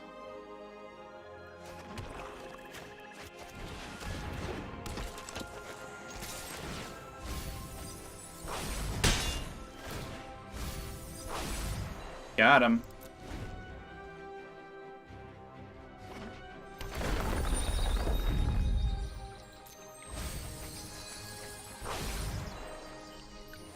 Man. It sucks losing the Call of the Death Dweller there. Lost an Awakening too. Maybe next turn we should consider dealing with that. I don't think so, though. Especially if we pull, like, a blue. I mean, that's technically a blue. That's not what we were hoping for there, but it's technically a blue. More land? I don't think it matters. Well, actually, we know he's probably going to mill it, so... And also, he's tapped out.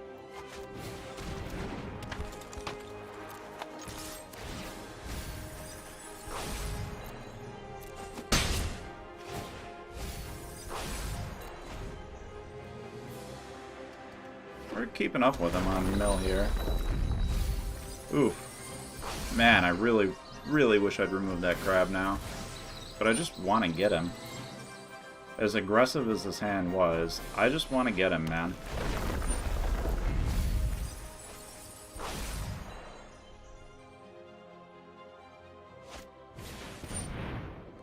Damn it. That gets me pretty hard. He's tapped out. I can end the story? I don't think I want to end the story. I certainly want to drown in the lock here.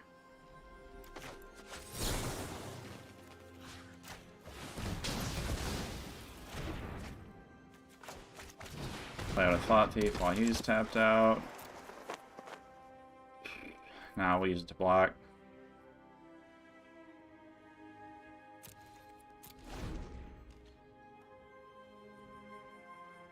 Force him to, like, have some removal. Hey, girl. Enforcer. Whatevs. And robber. That sucks. He's way ahead now. Also, there's our second Death Dweller there. He's not way ahead. He's kind of ahead, though.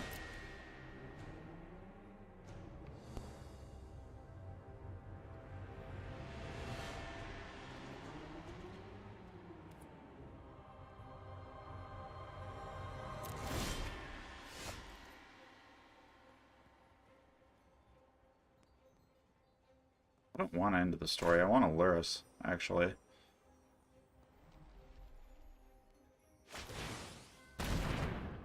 force him to play around that. I guess I get the passage down.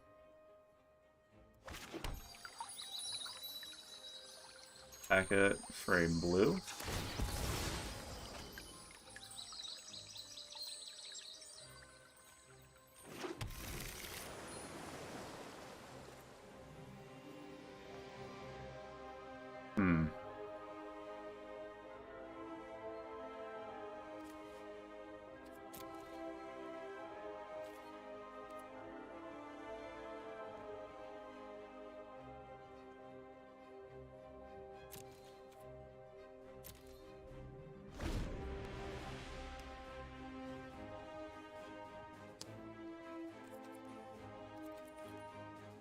Got to bluff having something.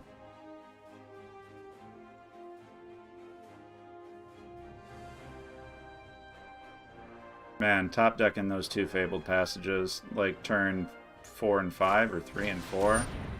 That's rough. Interesting. He puts himself pretty far ahead there.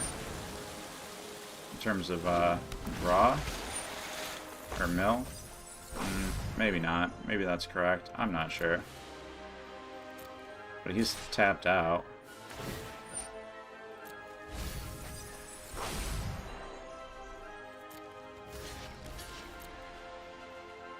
Draws. 31 to 23. He's 7 cards ahead.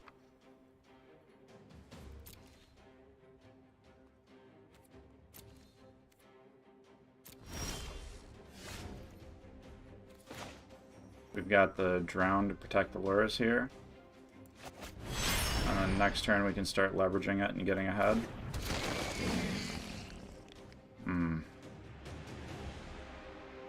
Although it's really tempting to Enforcer here.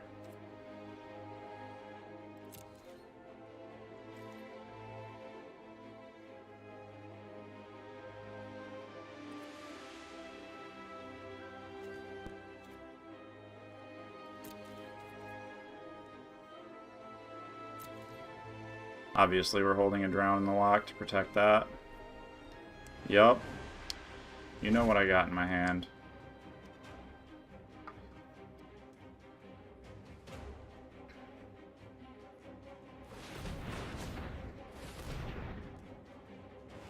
I'm just gonna play a Thought Thief every single turn. No. Stop it. You might be able to remove it, but you're damn sure not going to get it.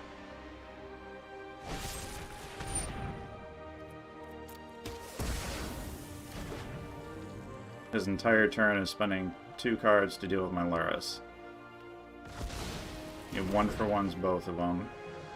He is 29 to my 22, but he's about to mill me for another 2.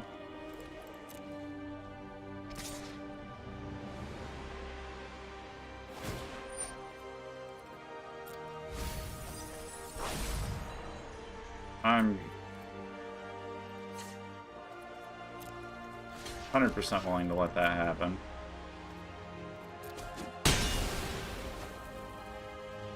I really, really, really need to be able to pull an Awakening here. Yeah, Awakening is pretty much. Oh, hey, it's my turn? It's my turn.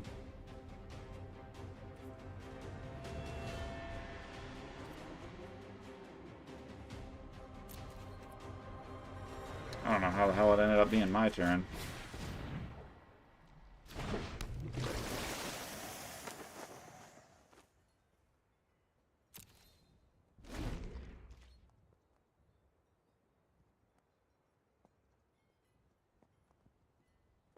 To 19. He has many cards ahead. I drew a Drown in the lock. My brain skipped. Really don't want him to be able to deal with that, so no. Now he's probably got another one.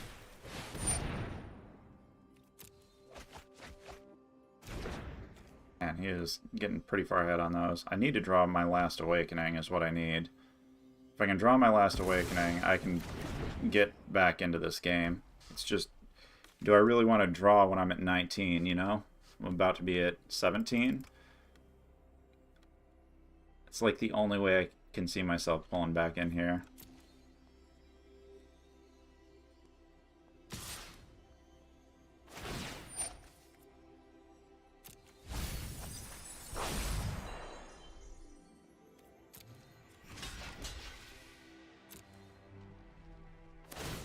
Stacks to draw one.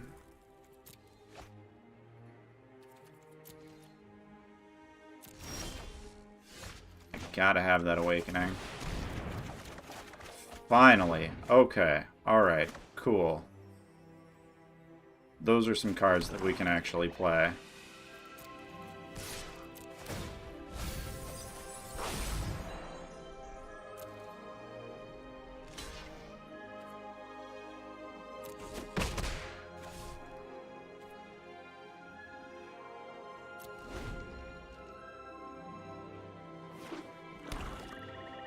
Hopefully he has something worth stealing here.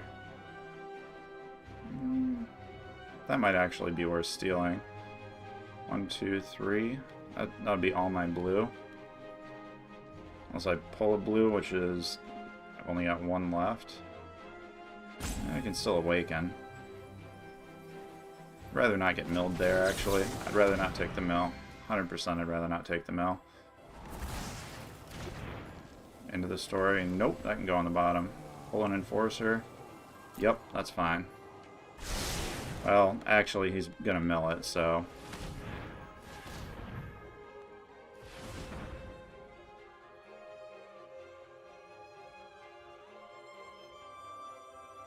Annually taps 3 to play what? All the Death Dweller. Mills me for... shit. 4? Fuck. That's bad.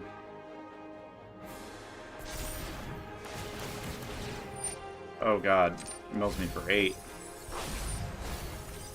Oh god. Plings! Where were you? Okay, that's game.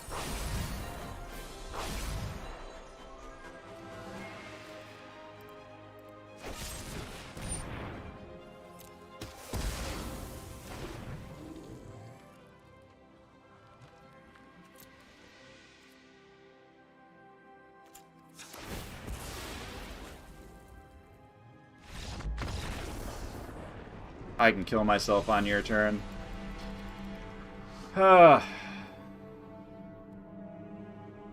Might get cock-blocked at 6 wins. Might.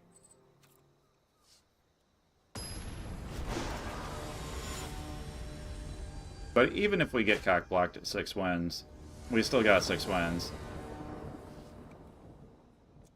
Nah, this isn't a good hand. Better, I suppose.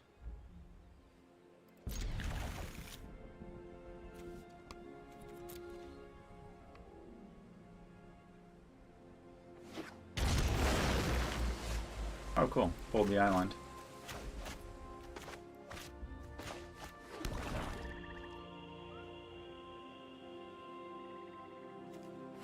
Oh yeah, we're gonna have to get this guy with Thought Thieves here.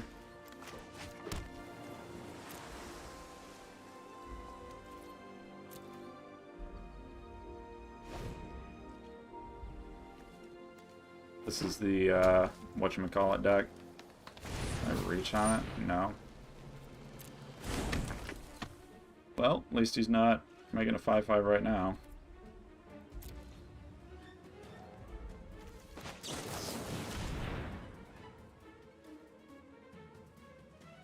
I really need him to have an extra card in his graveyard next turn.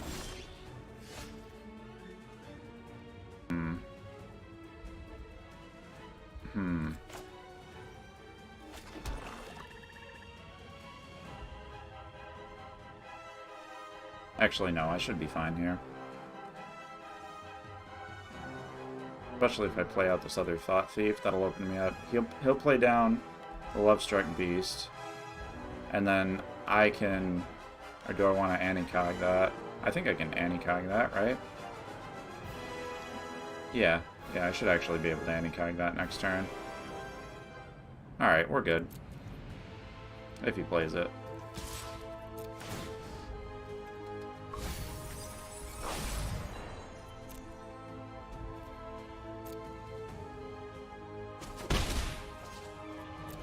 Gonna Anicog the Lovestruck Beast. That way we'll be able to drown the lock by the time he can actually play out the Henge.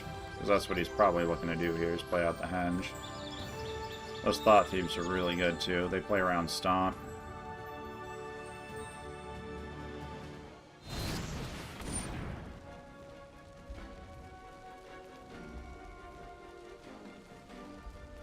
Do I let this happen?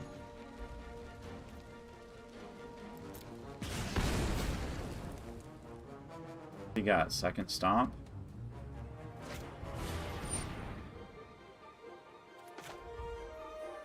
I should have countered the first one.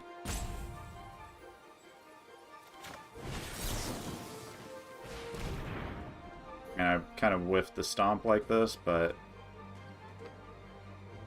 unless he's got second Spike Field Hazard, in which case that's pretty impressive.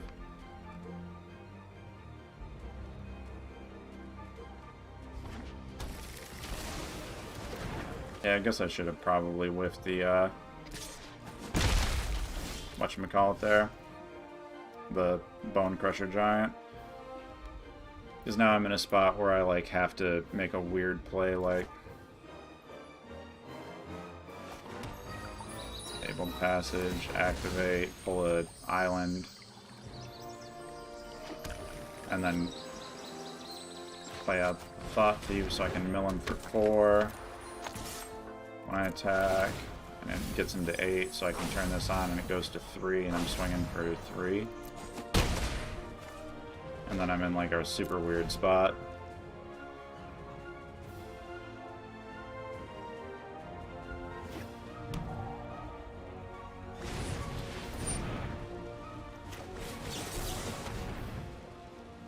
A land, probably.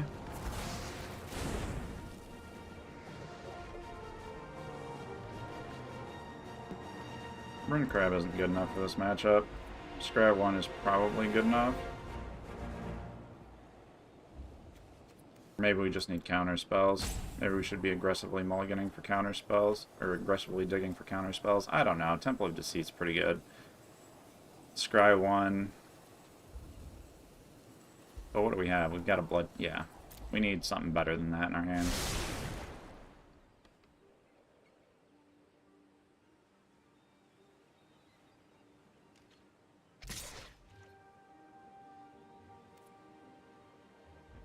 Okay, you can get in there for 1. Not getting got by a Rimrock Knight here.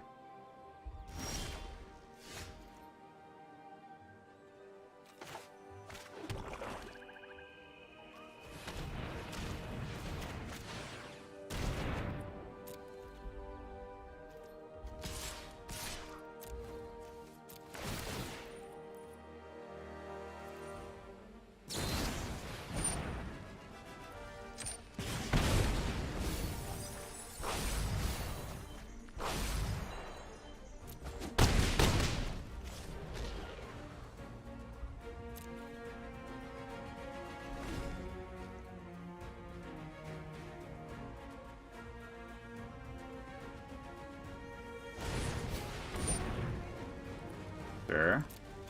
It's not aggressive enough. Also not aggressive enough.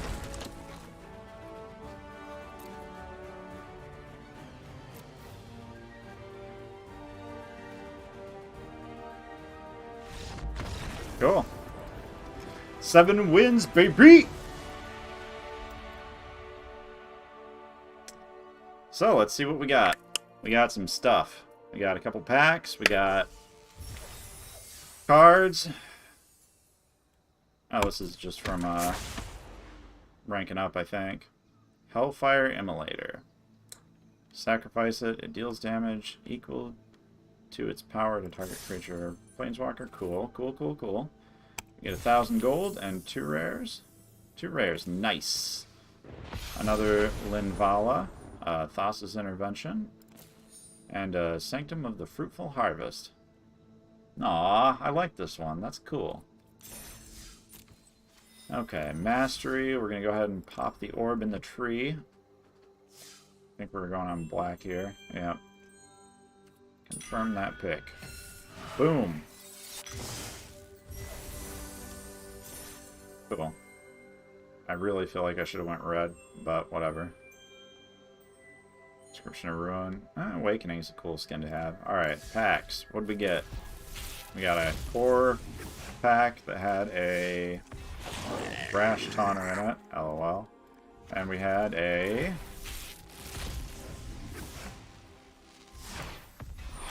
Felidar Retreat out of a Zendikar pack. That's a cool one to experiment with, I think. This pack is very much like a white-green landfall pack.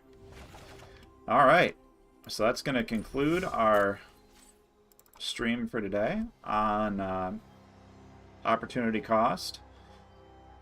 Rogues is a great deck, I think, to showcase the power of Opportunity Cost. And yeah, so hope you guys are having a great day. Hope you're getting out there and tearing up the queues, the event queues. And I'll catch you later. Adios.